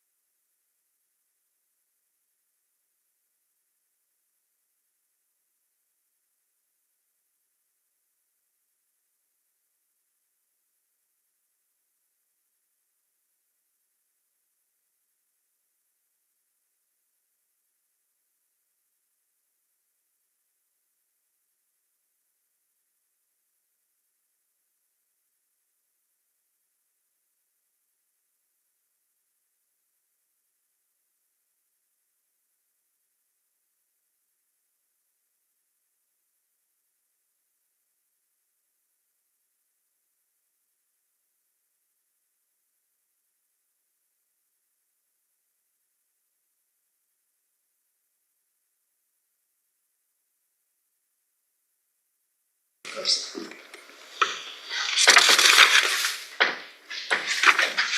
What page am I looking for?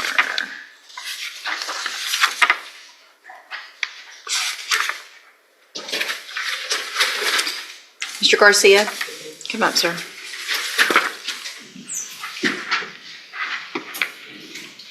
How are you? Good, you're Mark Garcia. Yes, ma'am. Thank you for calling ahead and letting us know that you were having issues. I'll recall that bond forfeiture, Mr. Garcia, were you able to get someone hired? No, I wasn't, but I am waiting on one call back. I made a few calls, but everything was a little too expensive for me, honestly. Who'd you talk to? I talked to David Boyer, Chadwick Robeson, Herman Martinez, and I'm waiting on a call back from Jamal Johnson. I have a few other lawyers that I called on here, but they were just too much. Okay. And you're working? Yes, ma'am. Okay, so I'm gonna give you one more reset. You need to try to keep, as you can tell from talking to them, they all charge different amounts. Yeah. Talk to at least 3 more, if not more than that. See if you can get someone hired before that. Low cost. So I can't recommend attorneys. I don't know some of those names that you were talking about, and so some of them might be from out of town. My suggestion is typically an in-town lawyer would probably be more reasonably priced. Google criminal district defense attorneys in Jefferson County. You're gonna get a list of them that I think is probably different than that list. No, this is the one they gave me for Jefferson County on Google. Okay. Some of them. You also can walk across to the Bar Association, is right across this lobby, the Jefferson County Bar Association. They have a criminal referral program, and they can give you a list of 3 attorneys. So when you leave here today, walk straight over there. There's a door. You just need to knock on that door, and they can, it's right here across, straight across. When you walk out this door, go straight across to the other side, and it's on this floor. So I'm gonna give you another 30 days to see if you can get someone hired, okay? Step in front of the clerk. Right here.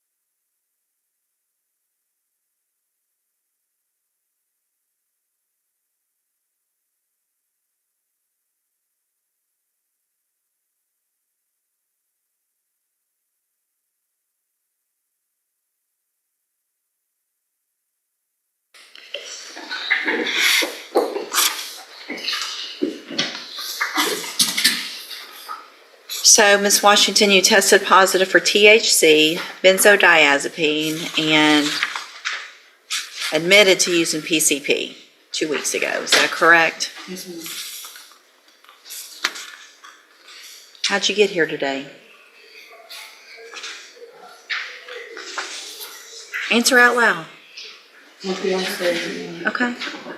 Stand right here. Yes, ma'am. So obviously, this is a violation of your bond conditions, and it is not safe for me to have you out while you're on bond for a felony using PCP, benzodiazepine, all this stuff. When's the last time you smoked marijuana and used benzo? Marijuana, not 2 weeks ago. So pretty much had a big party 2 weeks ago, used it all? Depression. The pressure of what? Depression. Depression? Yes, ma'am. You do understand that all of these things makes that worse, not better. Yes, ma'am. Do you have a doctor that you're going to? From, I don't know what happened to him. I just found a new doctor. I was... Hold on a second.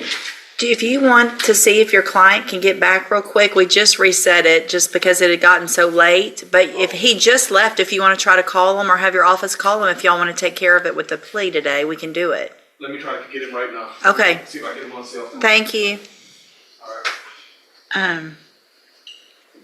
Okay. I don't believe that the last time you used was a couple weeks ago. You're not coherent. Hang on. Yes, ma'am. So what, Ms. Washington, I'm going to, hold on, let me find, what was her bond set at? Can y'all tell real quick for me?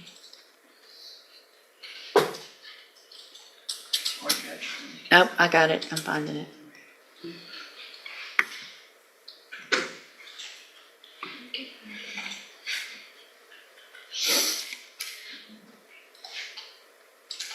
I'm going to find that you violated your bond conditions by using all of these substances. And I'm going to raise your bond at this time, find that you're at large without, or based on those bond conditions, raise your bond. I'm having a...